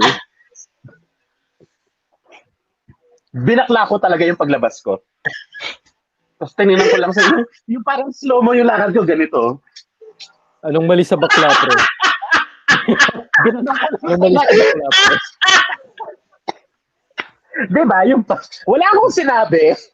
Pero talaga, kasi ayoko mag-cut ng commotion at the time. I was just on a 15-minute break, if I'm not mistaken. Pero talaga yung slow-mo kung lakad na nakatingin sa kanila. Natami-amazing sila eh. It's very funny, pero it's a reality and it's very discriminatory. Talaga yung talaga sinabi, yung bagong batch nga, puro bakla na naman eh. Parang ayaw na nila na magkaroon ng additional na bakla sa kumpanya. Sorry kayo. Magagaling na LGBT, na-hire talaga sila agad. Kasi matichika sila. Excuse me.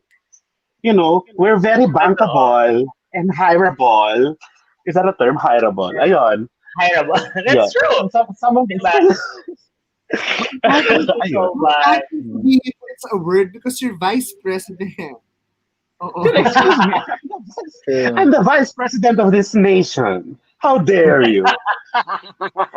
Ako, Miss Didi, thank you so much. At ako, bago tayo pumunta kay JC, I think gusto ko na lang i-share yung sa akin kasi I also want Raffy to also share his. Pero kasi sobrang lapit ng experience pala namin ni Miss Didi. So, yung una kong nakwento ko na to sa podcast ni Gege Severo at ni Directonet Hadaone. Shout out sa mga kaibigan natin si Gege at si Directonet. Na nakwento ko na yung nangyari sa akin nung kabataan ko. I was also just 5 years old, 4 years old at that time. Pareho kami ni Miss Didi, preschool na puro madre ang ang nagpapatakbo, no? So what happened was, it was around this time Halloween. Parang there was a costume party sa school. And then we were asked to dress up as somebody. So that was the first opportunity for me to dress up. Ang nag-dress up sa akin ay yung aking yaya. So sinabi ng nanay ko, because my mom works as an engineer, she leaves the house and comes back after sa gabing-gabi na. Sabi niya, yaya, pakidamitan si Thysz. May costume party sila sa school. Si yaya, I don't know why, pero ang dinamit niya sa akin ay damit ng madre. So, complete with velo. And, I know. So, damit ng madre.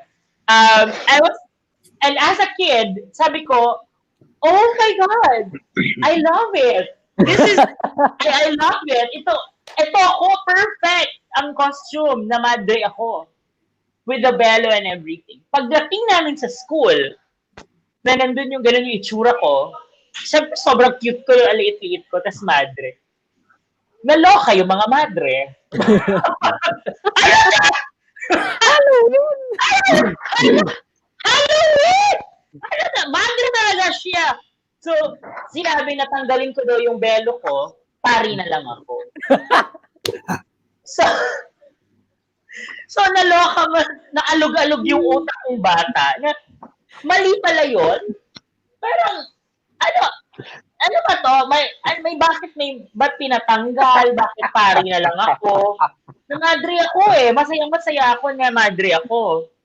So, bumalik kami sa bahay na gulo-gulo ang utak ko, bakit ganun ang nangyari eh. So, gusto ko sabihin sa nanay ko, di ba? Pagbalik namin sa bahay, dumating na nanay ko, sabi niya, paki-damit ulit si Thysz kasi pipicturean ko, may camera akong dala. Anong costume niya gusto kong makita.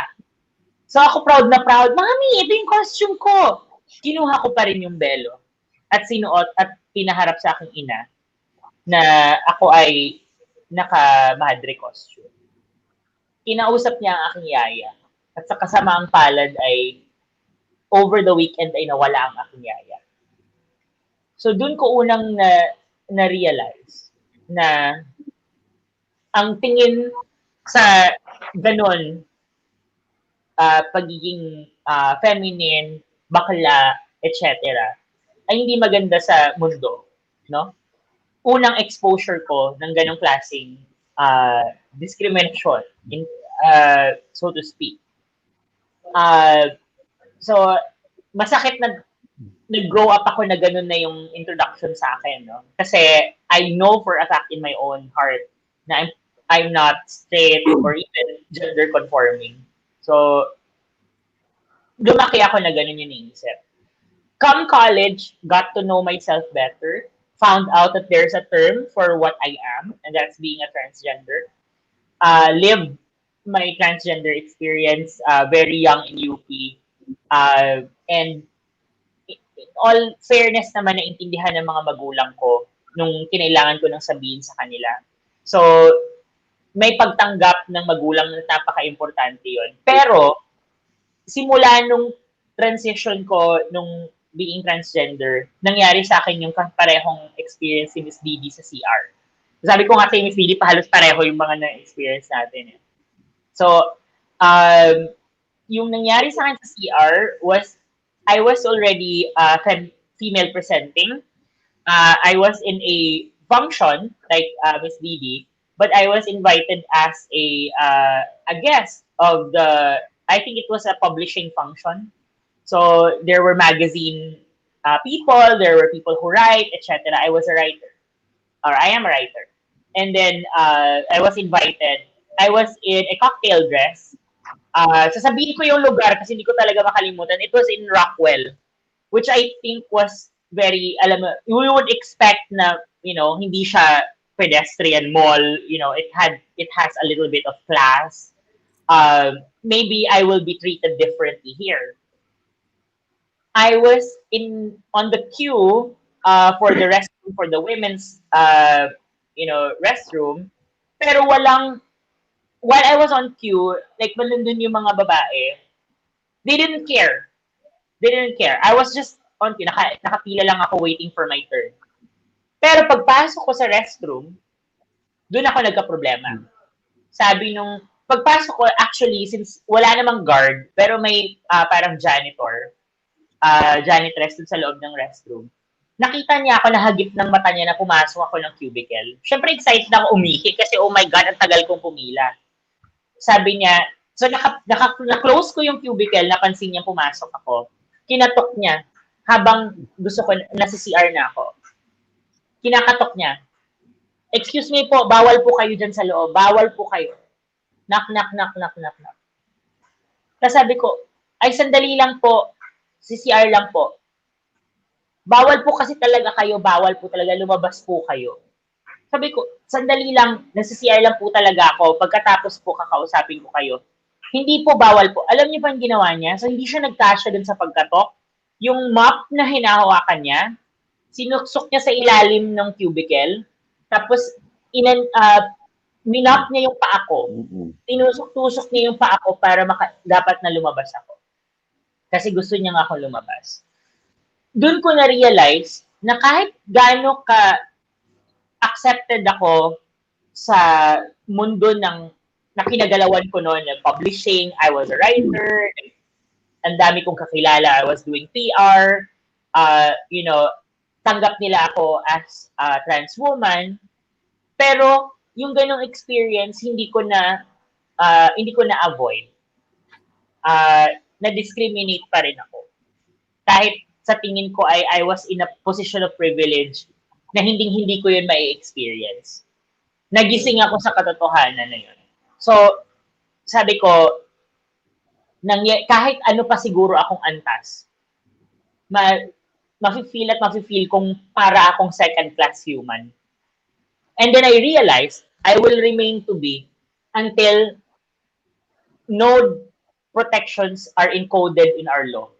Right. To protect me and my fellow LGBTQIA. So that's why I'm fighting. Because napakalala nung nangyari sa akin na kahit nandun na ako sa loob, ultimo, gusto ko nang mag-CR, sinundot-sundot pa ako ng map para palabasin ako. So, I had trauma. I cannot go to the restroom na female or male for a time. Minemorize ko lahat ng non-gender specific restrooms sa mga mall sa Maynila. I would choose not to pee the entire day hanggat hindi ako makahanap ng restroom na walang gender. So, nagkaroon ako ng UTI ilang beses dahil sa kapipilit kong hindi mag-CR outside. And maraming nagkakaroon ng ganong experience ng mga trans women na nagkakaroon ng health issues dahil hindi sila makapag-relieve ng sarili nila outside. Ganon kahirap. Ganon ko sasabihin sa inyong lahat na audience na nanonood ngayon. Ang CR issue ay hindi lang siya frivolous na parang request na makapag-CR dahil feeling mo babae ka. Right. It's a health issue. It's a health issue. It's a health issue. Tama ka, Vince. A safe space, psychological issue din.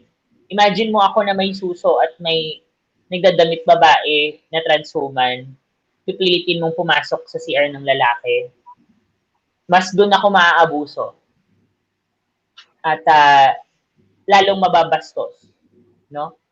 Mm-hmm. Hindi sa CR ng babae, or kung doon man at makaka-experience pa rin ng diskriminasyon, sana lang ako pupunta. Right. If I may, Tita Thysz, I think this is also where allyship comes to play, no? Kasi kung kasama yung mga allies during that incident, sana they could have used their privilege to call out yung discrimination when it was happening.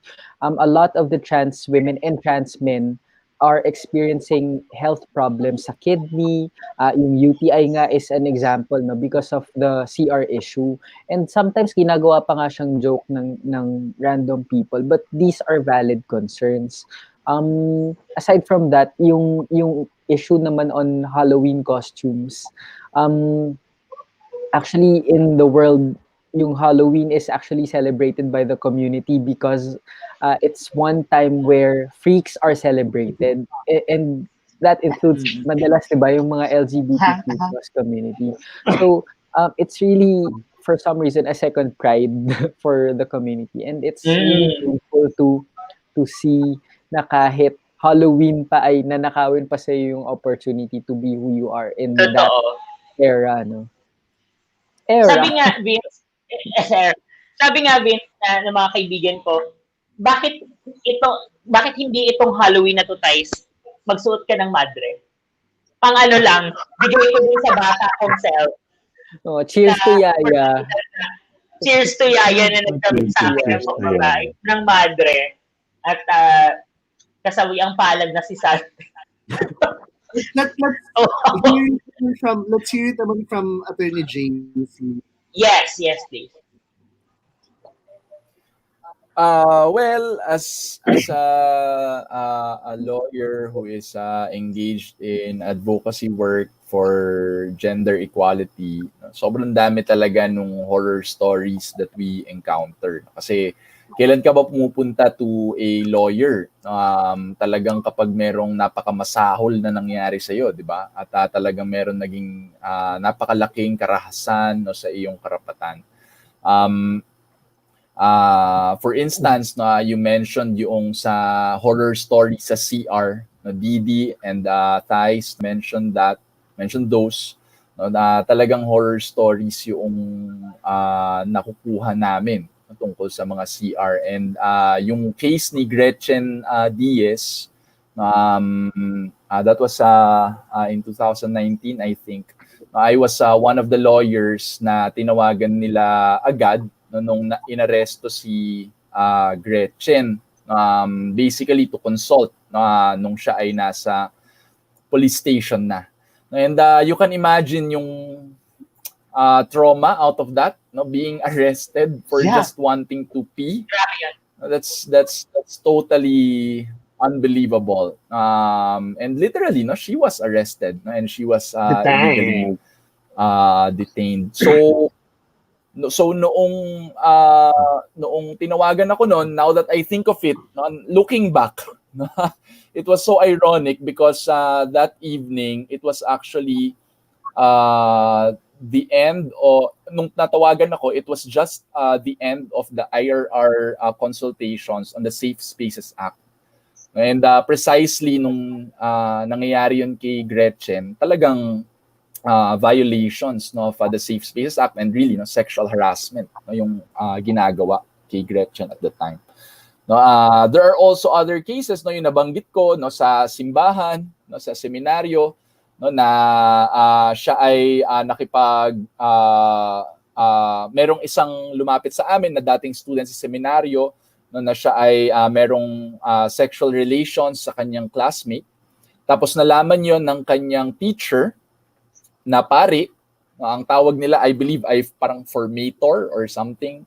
No, and yung formator, no, ay pinilit din yung student na makipag-engage ng sexual relations sa kanya. No, nung nalaman niya na willing or nakikipag-engage sa co-students, fellow students yung kanyang student. Nung umayaw yung student, sinumbong siya ng formator niya, no, doon sa rector or doon sa director, I don't know what you call it, no, nung seminaryo, at siya ay na-kick out. At hindi pinayagang magmarcha to graduate, no, dahil siya ay bakla. No, so, siya pa yung na-kick out? Yes. And in fact, siya ay pinadala sa mga psychological clinics, no, to check kung siya ay insane, siya ay kung saan nagmumula yung kanyang homosexuality, no, and talagang yung mga clinics na to, no, talagang double whammy. Ang dinideclare ay homosexual siya by diagnosis, no, at meron siyang problem at hindi na siya pwedeng magpatuloy. No, nire-recommend na hindi na siya pwedeng magpatuloy to become a priest. So, what? Ang grabe na ng reaction ninyo. No, pero another story ay sa employment interview, hiring interview, no, lumapit sa amin. Kilala to namin or baka kakilala nyo rin actually. No, tinanong siya, parang rate yourself, how gay are you? Nung naramdaman na siya ay gay, parang from 1 to 10, how gay are you? Yun ang tanong. I know this. 22. Gala. Yeah. So, 1 to 10. I'm 22. And that's totally inappropriate, right? To ask in a job interview. You cannot put up a number on how gay a person is. Excuse me. You know, aside I don't believe in that gay scale. No, that's a hoax. Excuse me. I don't believe that. It really demonstrates the arbitrariness, diba? The arbitrariness of how people treat LGBT persons. No? Yung sa CR, for instance, yung nangyari sa'yo, Didi, Yung doon sa male CR, no, it really shows yung arbitrariness ng toilet segregation. Sa male CR, sinasabi hindi ka pwede dahil nakadamit pang babae ka. Pero doon sa female CR, hindi ka rin pwede kahit nakadamit pang babae ka dahil bakit? May something sa'yo? Hindi daw ako babae. So, Hindi ako babae. Okay, so what is the standard really, 'di ba? Parang kung gagawin natin siyang the most objective standard, genital test? That's stupid, no? Mag-genital test tayo sa pintuan ng bawat CR. That's totally Do you really want me to flash? Do you want me to flash? Are you sure? Are you sure about that? It demonstrates the stupidity, no, of segregating on the basis of gender, no, the stupidity of scaling your gayness. It's totally stupid. And pero ako personally, inappropriate. Inappropriate. No, ako personally, the worst horror story that I personally witnessed was in a case, no, during a hearing of a sexual harassment case in a big government-owned and controlled corporation, no, na ang kinasuhan namin ay yung vice president, no, for committing sexual harassment. Not the vice president of the Philippines, sorry. The vice president of the GOCC. Okay. Kinasuhan namin ng sexual harassment in the workplace for committing it against a woman. And one of the witnesses that we presented in the case was the boyfriend of the victim survivor, who was a trans man. So at the start of the testimony, ang unang-una kong tinanong sa kanya, or at least one of the preliminary questions I asked ay, what pronouns are you comfortable with? Or what pronouns do you want to use in this testimony? So ang sinagot niya, he. He, him, his. So ang nung sinagot niya yon, and this starts the horror story, nag-raise ng objection yung opposing counsel. Ang sinabi niya, objection, Your Honor. Why is the witness misrepresenting herself when she is in fact a woman? And casting doubt. Ang sinabi ko sa kanya, Your Honors, and kasi this was a committee, no? Sabi ko, Your Honors, we don't have the birth certificate of this person. How can the opposing counsel tell us the legal sex, no, or the sex assigned at birth of this person? No? And in fact, all I am asking is what pronouns, no, does the witness want me to use? I'm not even asking what his legal, classification is.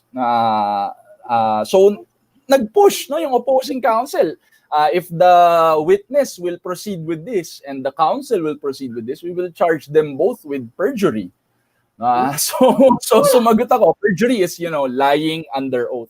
Yes. Sumagot ako na, well, if the opposing counsel will proceed with this, we will file a case for violation of the Safe Spaces Act for such transphobic remarks. So, buti na lang may safe spaces ma.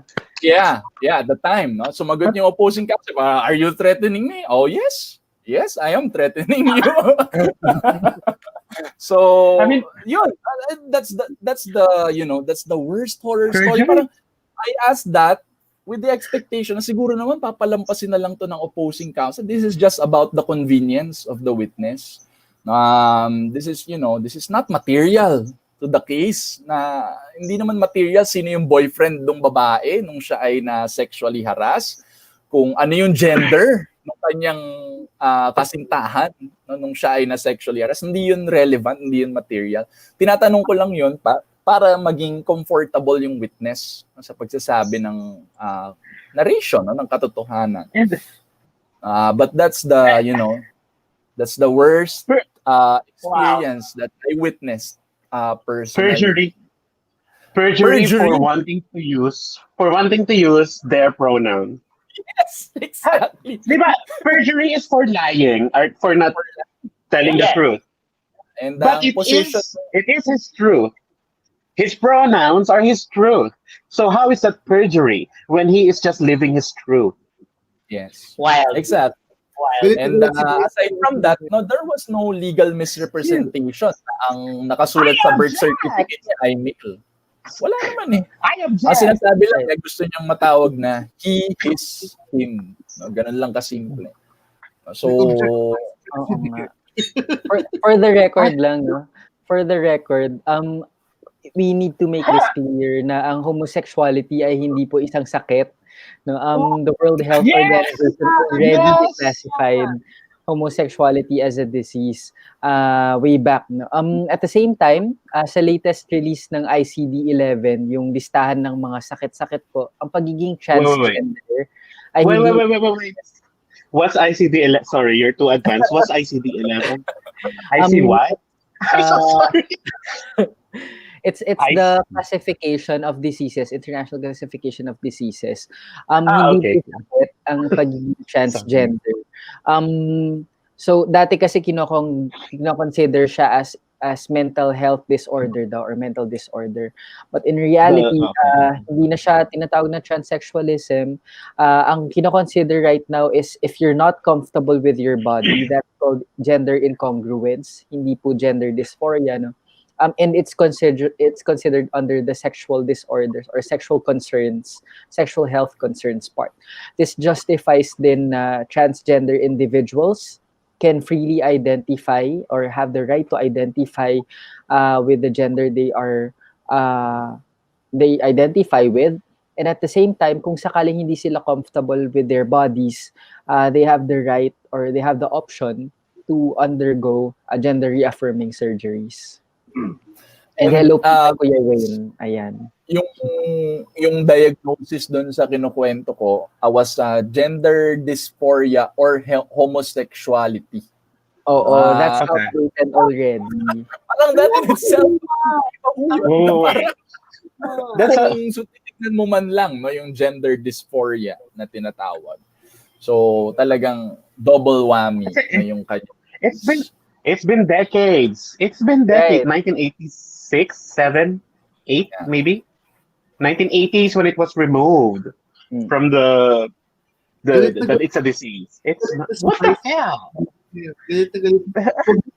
Huwag nang galitin si Vice President. Oo nga, sorry po, VP. Kasi ang wild ng reactions kasi crazy rin talaga, you know, yung nakukuha namin as lawyers, no, dahil ito yung mga lumalapit na mga worst case scenarios na talaga, no, na horror stories talaga, no. Last na. Basahan natin si Attorney JC pag nagkaroon tayo ng mga ganitong issue.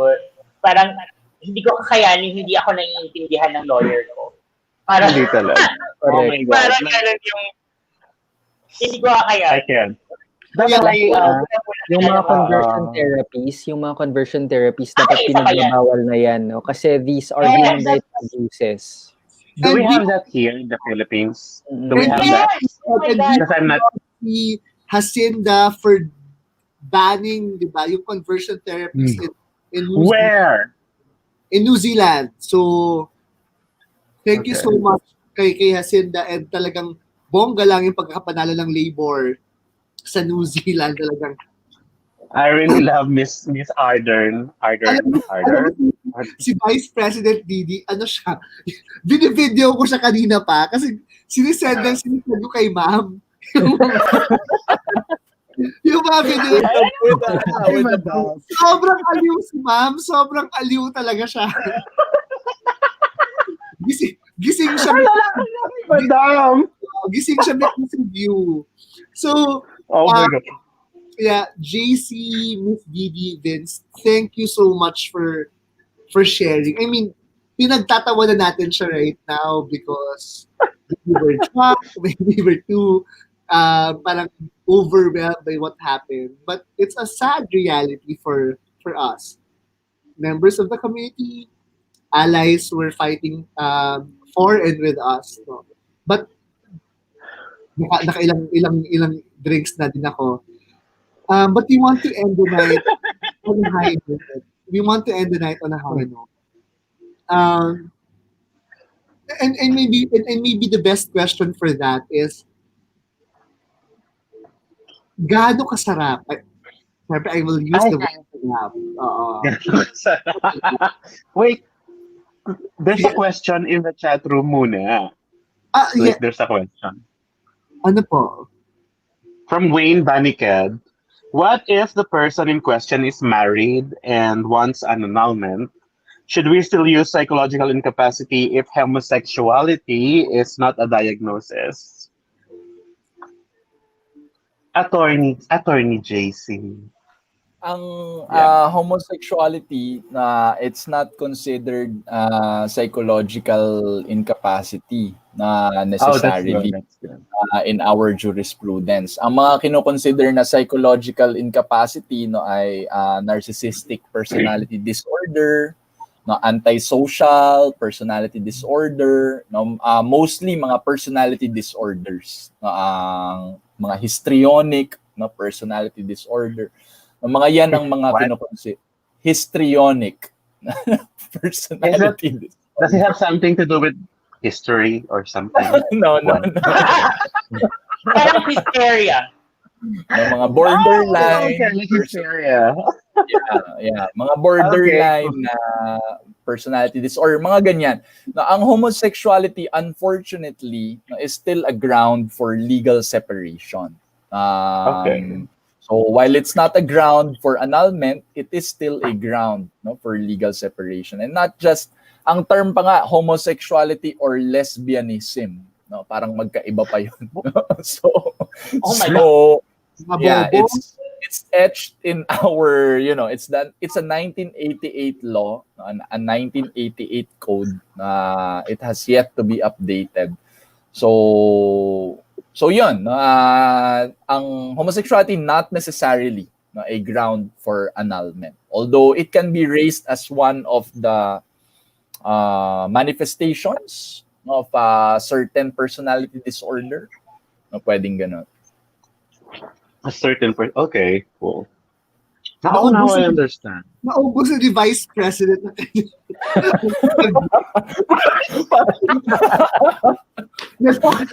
Tinira yung Chardonnay. Si vice president. Pinipigato po pa talaga. Sorry. Oo. Sinaid niya. Nakakaloka. Na-stress ako sa mga eksena kasi nakakaloka talaga. Nakaka-stress. Nakaka-stress talaga ng bongga-bongga. And thank you so much, Jace, Atty. Miss Didi, and Vince for sharing. Uulitin ko, parang nakakatawa tayo right now because nakaka-overwhelm siya. Hindi natin alam sa kung paano. Coping mechanism. Charot. Lampasan natin.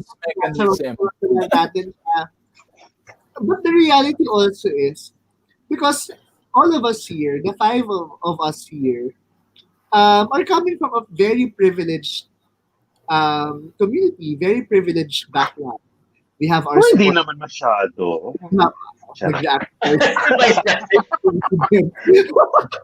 we have our support system.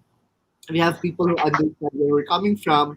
And at the end of the day, there will be people who will, despite of our mental health conditions, we have our friends who will let us understand, okay ka pa, etc. But it's not true for everyone. Not true for everyone in our community, not true for everyone who are our allies. No? But you want to end the night on a very positive note, sana. No? Ayan, may mga nag-request ng part 2. Si Winston. Winston. Hi, Doc. So, part 2 daw of this conversation. And to be honest, bitin ako. Ang dami ko pang we have so much. I have so much to say. Seriously. I have so much to say pa. Siyempre, i-ambush natin, Thysz, yung ating mga guests. So, will you be willing to join us for a part 2 of this conversation? JC, yes, for me. Ipapaalam ko. Ako, game ako, pero ipapaalam ko sa office. Alright. Vince? Ako walang problema. Didi, Miss Didi, Miss Vice. Ay, sorry, nakamute ako.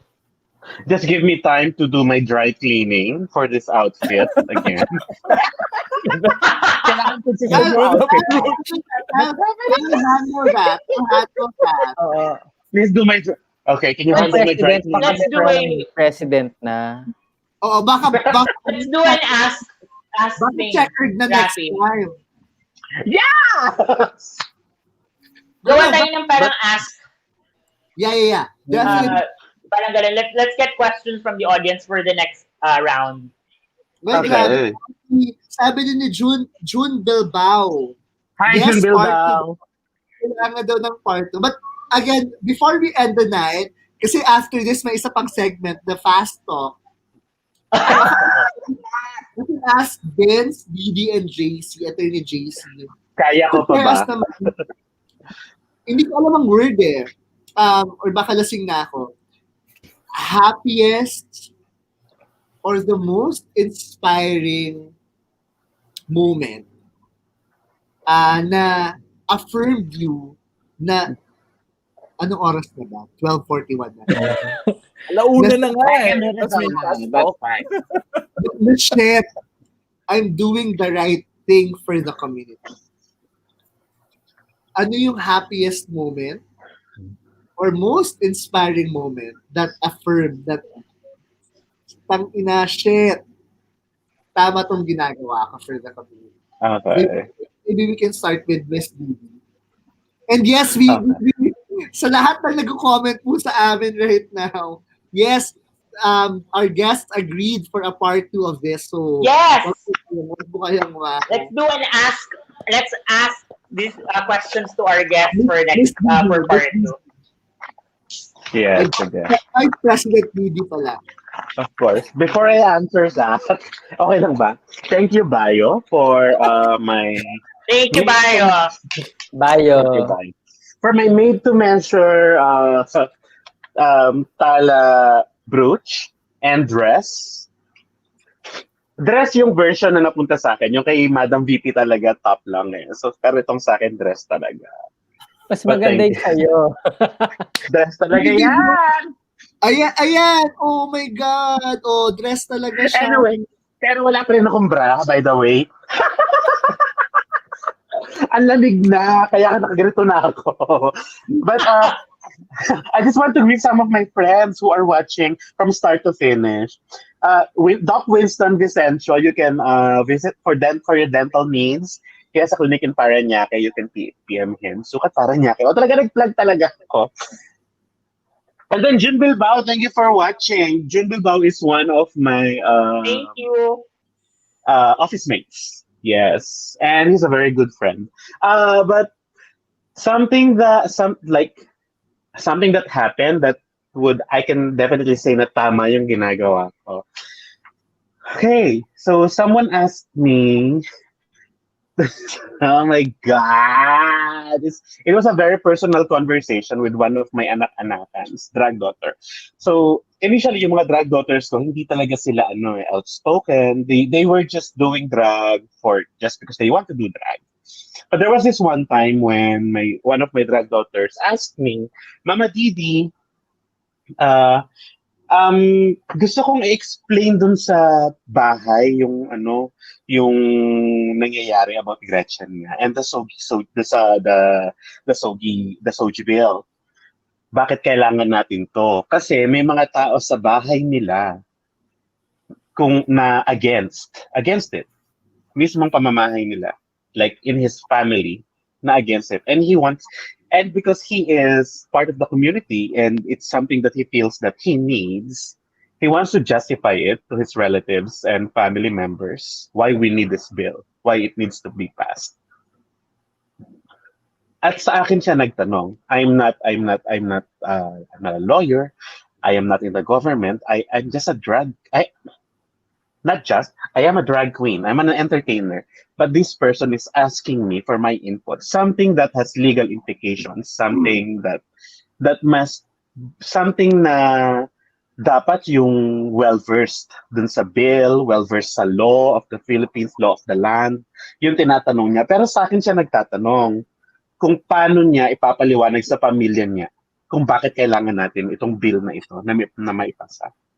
Sa akin siya nagtatanong. And I'm just an individual. Like, why me? And it made me realize na whatever I'm doing on social media, on a personal level, on a whatever level, yung reach ko is out there. Kasi after this anak-anakan of mine asked me that question, the following days, may mga LGBT kids from different areas of the Philippines who are asking me the same question. Kasi napanood nila yung live feed ko when Gretchen was being asked questions at the Barangay Socorro Hall. They were sending me PMs kung paano nila ipapaliwanag sa pamilya nila na bakit kailangan silang payagan na makapag-CR dun sa feel nila na nararapat na makapag-CR sila. And they were asking me that. I'm not a professional. I'm not even a law student. Maybe I will in the future.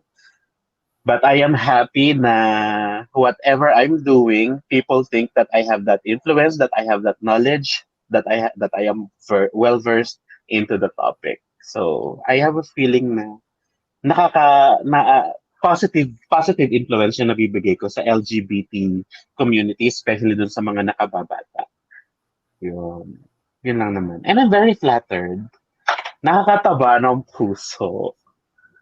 Although I don't have yung heart was still normal in size. By the way, I just had an X-ray. Just to let you know.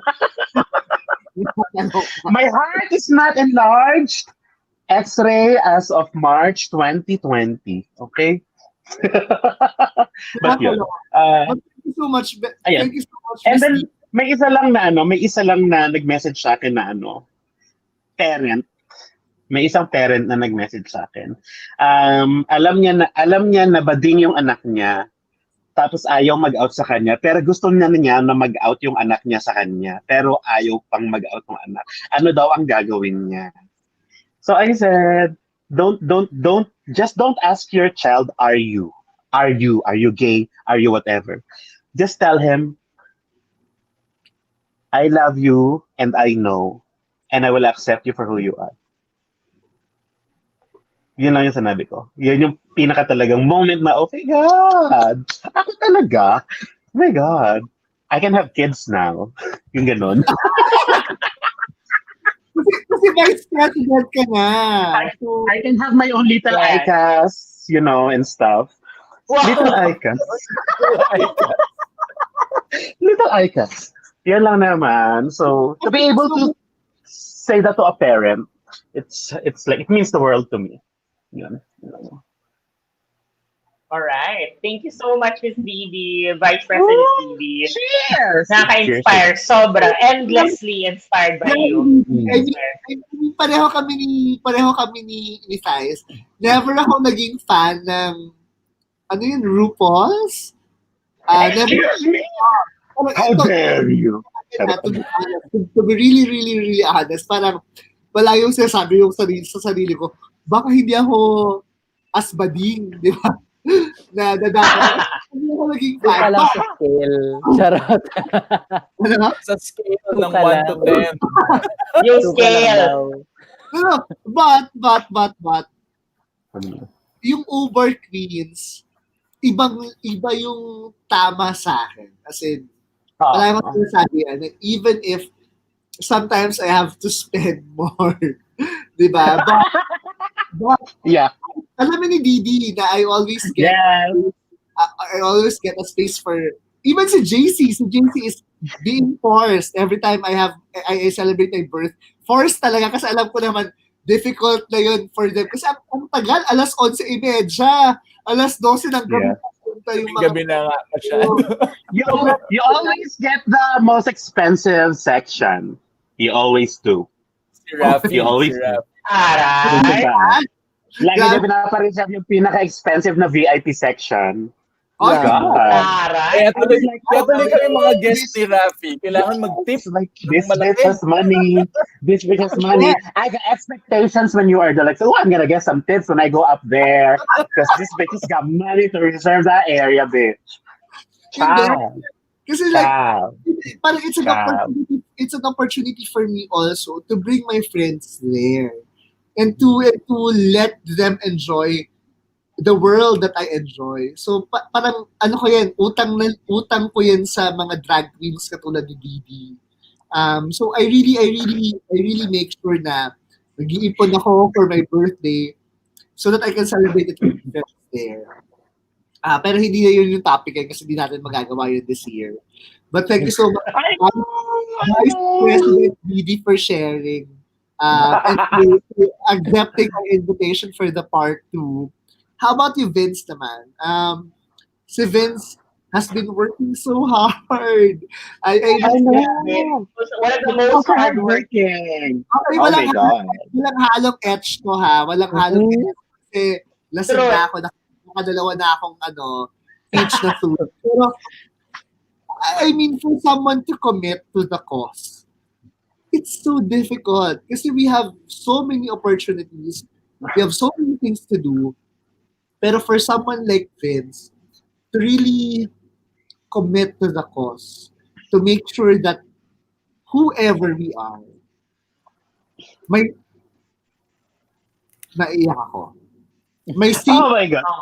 My tears ito. May safe space kaming Vince, naiyak ako. May safe space kaming mapupuntahan. Isang mahigpit na yak. Isang mahigpit na yakap. Pero napakalaking utang namin nun. Napakalaking utang namin nun sa mga katulad mo, Vince. And parang walang pero walang magsasabi kasi niyan sa'yo every fucking day. Yeah. We are very thankful for what you're doing. We are so much.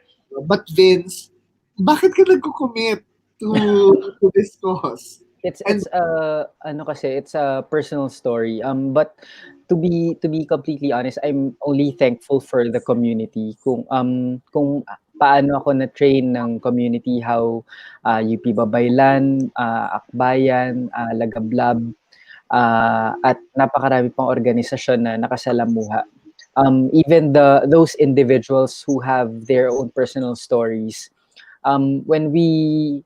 Kasi syempre, considering na bata lang tayo dito sa advocacy, when the SOGI Equality Bill was passed in Congress, in the House of Representatives, sa third reading last 17th Congress, we were very happy. I really saw how it gave hope to a lot of people, and that includes my cousin. Yung cousin ko kasi identifies as a bisexual woman. And also last Congress, she died of cancer, and she wasn't able to come out to the family. Mas matanda siya sa akin, pero hindi siya nakapag-come out sa family. This is very personal, no? And isa sa mga last words niya sa akin ay she wanted to she's sorry kasi I'm the one who's out, at ako yung naging lab rat kung paano tatratuhin ng family namin. But at the same time, she's thankful kasi nakikita niya sa akin kung paano yung opportunities kung sakaling nag-out siya. And before she died, she said na she wanted to come out. The sad thing is I was able to come out for her during her funeral sa eulogy. So sinabi ko sa family namin na si ate po ay bisexual, pares kaming UP, no? It's really sad kasi we were able to connect to each other. And it's something personal that I hold dear every time I fight for the community. I think about her a lot kapag ganun kasi napakabata niya and she left very early. So I'm actually doing this not only for the community but also for her. We deserve better. I think that's it. We deserve better. We shouldn't have to be able to come out to our families. Dapat tanggap na lang, 'di ba? Just like the straight people. Pero it's a dream. It's an ideal world for all of us that we always would strive to fight for. Ano ba yan? Oh my Naiyakan God. po tayo. Isang mahigpit na yakap, mga Mga kapamilya. Judy Judy Vince, why did you do that? You're ruining my makeup. You are ruining my makeup. Talagang si Vice President pa. Nag-react siya. Grabe, nakikiramay kami, Vince, pero grabe yung experience na yun. I mean, it really is personal, and those are the fights that we, the most meaningful ones that we can be part of. So, thank you for sharing. Thank you for doing this. Isang tao si Vince na gusto kong pasalamatan lagi kasi na-inspire ako. Hindi ko pareho tayo partner, hindi ko ma-imagine paano yung pagpupursige niya every single time to fight for our rights. Parang sinasabi ko, I should do better, I should do more. And then I remember Vince and mga kasamahan niya doing this every single day. And it inspires me so much to do just a little bit more, as much as I can. And then if he inspires me and I inspire others, then it's a chain. All of us will be able to do something for the community. Yeah. Eventually. Hindi naman kailangan tapatan yung ginagawa ni Vince kasi what he's doing is exactly. But I guess people in our community should try to do better. Di ba? Parang go beyond Twitter, go beyond Facebook, go beyond whatever you're doing online. Di ba? Yes. Sina Vince are doing fantastic things, di ba? To make sure that when you go out of your bubble, out of Twitter, you are safe. na magiging maayos sa lansangan. So, salamat din for what you're doing. How about you, JC? I mean, napakasalimuot ng LGBT community. Iba-iba yung hormones, iba-iba yung mood swings. Tumatawa si... Parang 5 minutes ago, umiiyak tayo, di ba? Nilalamig si... Umiiyak tayo. Ngayon, umiiyak siya. So talagang, iba-iba. What makes you stay in this fight as an ally? Gusto ko yung iba-iba yung hormones, saglit lang. Anong brand ba yan? To me, kasi so parang kanina I kept mentioning, di ba, na what we're fighting for, our universal things, what we're fighting for are should be completely natural to us, should be something that every human being should fight for. But personally, yung personalan na, to me, it's really about my friends. It's about people I love. It's about fighting for them. Ganun lang kasimple. It's about Raffy. It's about Jeff. It's about Vince. And, we love you too. Yeah, it's about Didi and Thysz. And, parang napakasimple lang naman eh. Di ba? Parang if you want your friends, if you want the people you love to be happy, to live a full life, you'll fight for these rights. Ganun lang kasimple. And ako, marami siguro sa inyo, well, most of you. Ewan ko si Thysz, kung kilala niya rin si Jeff Crisostomo. Of course! Ayun. Si Jeff. Of course! Yeah, si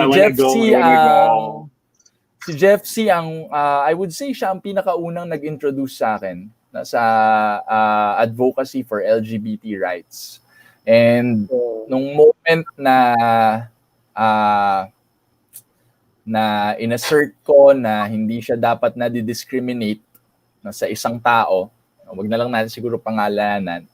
And after ko ginawa yun ay umiyak siya at yakap ako. Doon ako naging sigurado na, this is something I want to do. And this is something that I want to do for my friends. Ganun lang kasi. Yung yakap-yakap. Join na dyan. Yakap. Yeah. Kami ni Jeff, we go way back, no? Parang siguro sasabihin niya, hindi siya bata na nung time na yon, pero Medyo bata pa siya actually. Compared niya yun. Nung time na yun, nung nag-iyakan kami at nagyakapan. So yun, no? This is about friends, this is about people you love. No, ganun lang kasimple. Oh my God. How I wish we can have 100 JC Tejanos right now. Para Friendly. para tayong mga syunga. Nag-start tayo ng tahanan. Nag-iiyak na tayo. This is a literal na inuman. Kasi True, yung nag-iiyak. Emotions. like nag-start sa buljakan, tapos magdadramahan. Like, can we preserve JC's DNA and, I don't know, clone him? Yeah.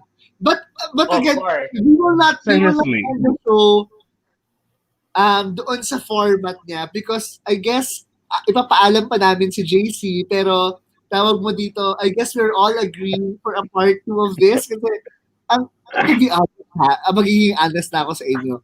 Pag mga alauna na, actually, ito ang longest episode It's the longest episode, yeah. We're running 2 hours and 20 minutes. It's so weird.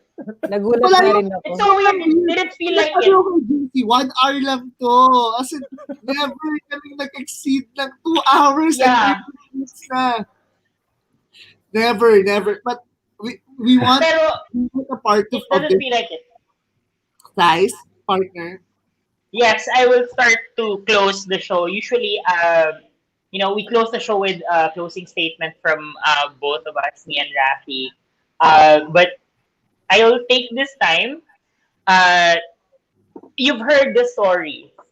Yes, it's horrific. Yes, it's scary. But we never actually dwell so much on that because the stories of LGBT is a lot about survival.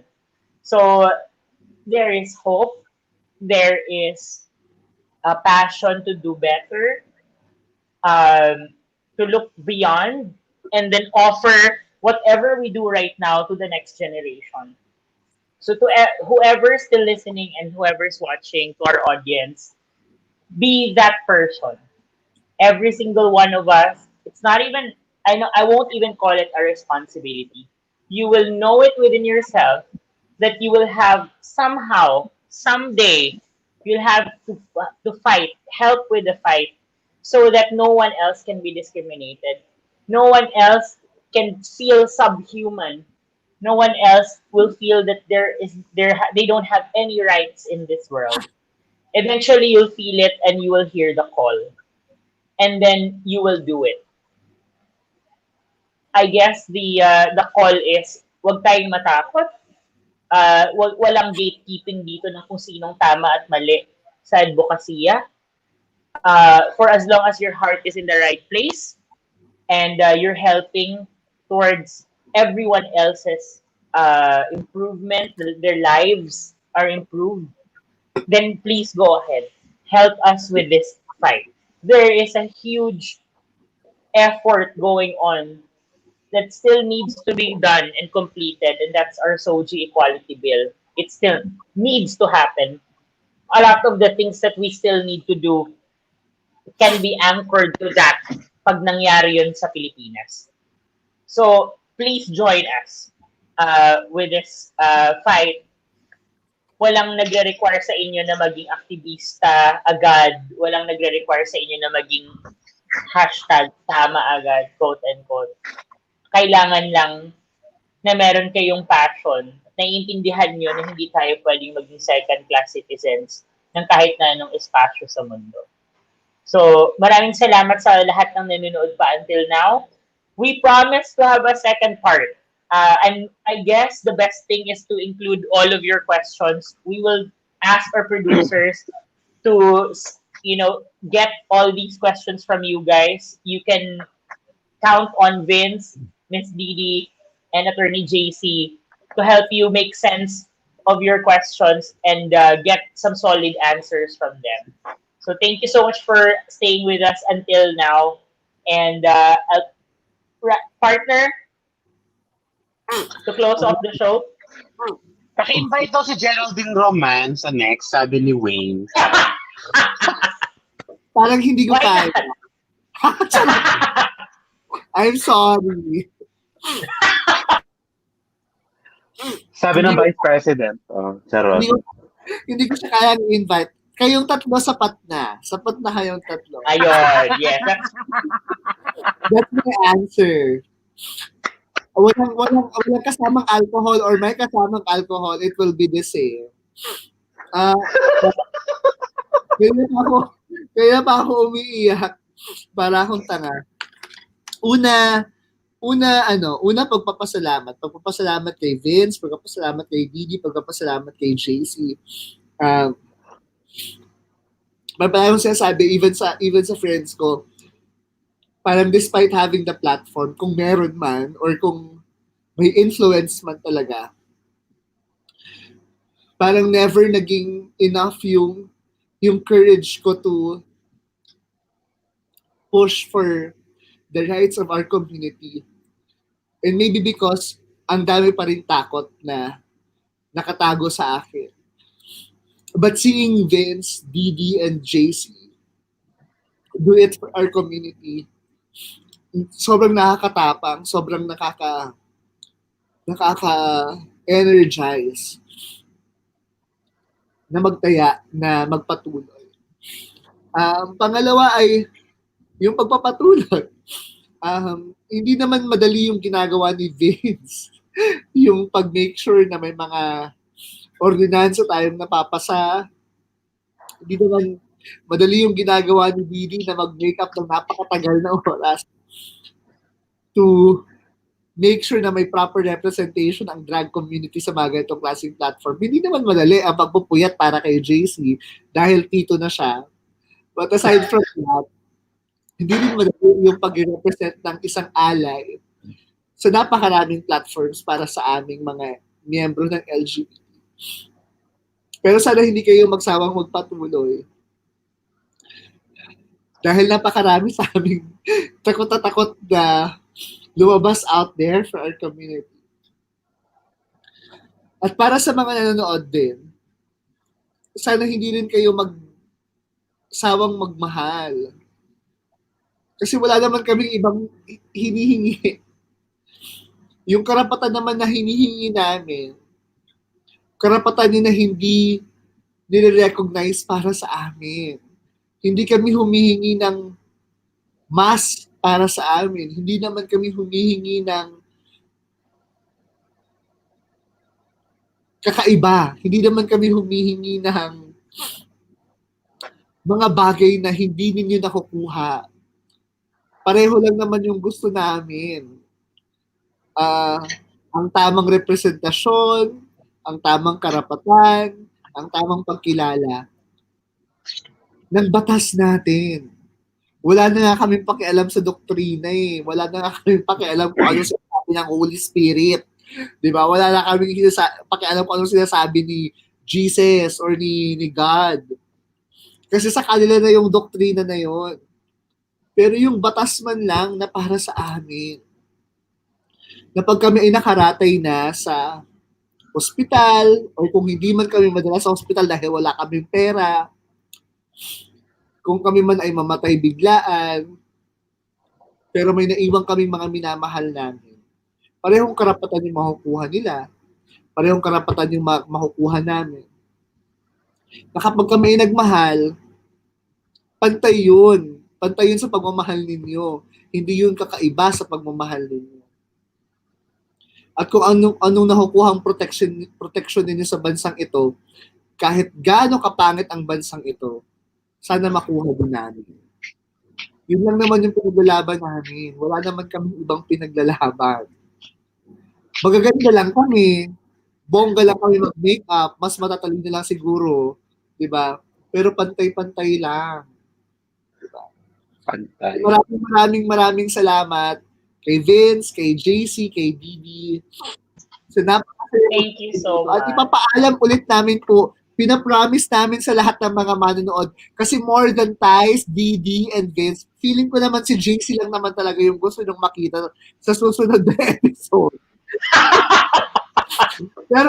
Pero ipapaalam po namin si JC para makasama natin siya ulit sa next episode. Sana naman saligan. Sana naman saligan. Magpapaalam ako. Please. Maraming salamat. Ito po ang longest episode ng Enuman with Thysz. Yes, ever. Magno, yes, Grace and Didi. Yep. Doc Winston said, I want to get married and get equal rights. Yes, we need that right now. Absolutely. Mm-hmm. Absolutely. Thank you so much, guys. Thank you, everyone. JC, thank you. Babalik tayo, ha? Babalik tayo.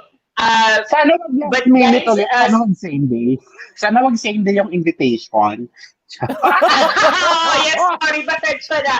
Talagang, I'm not ready. So si Vince lang ba obviously, hindi same day? ready. Kahapon. Yeah. Si Vince left yesterday. Yeah, but we'll work on like a little bit more, a longer preparation, but we'll ask our producers to prepare the questions ahead. It's more of a Q&A thing next time. So that will be something na medyo mas may... We'll do it next week, so we'll send the invite not tomorrow. Yes. Thank you so much. Guys, don't leave the show. Yung producers natin, we should be ending this. Tulog na nga.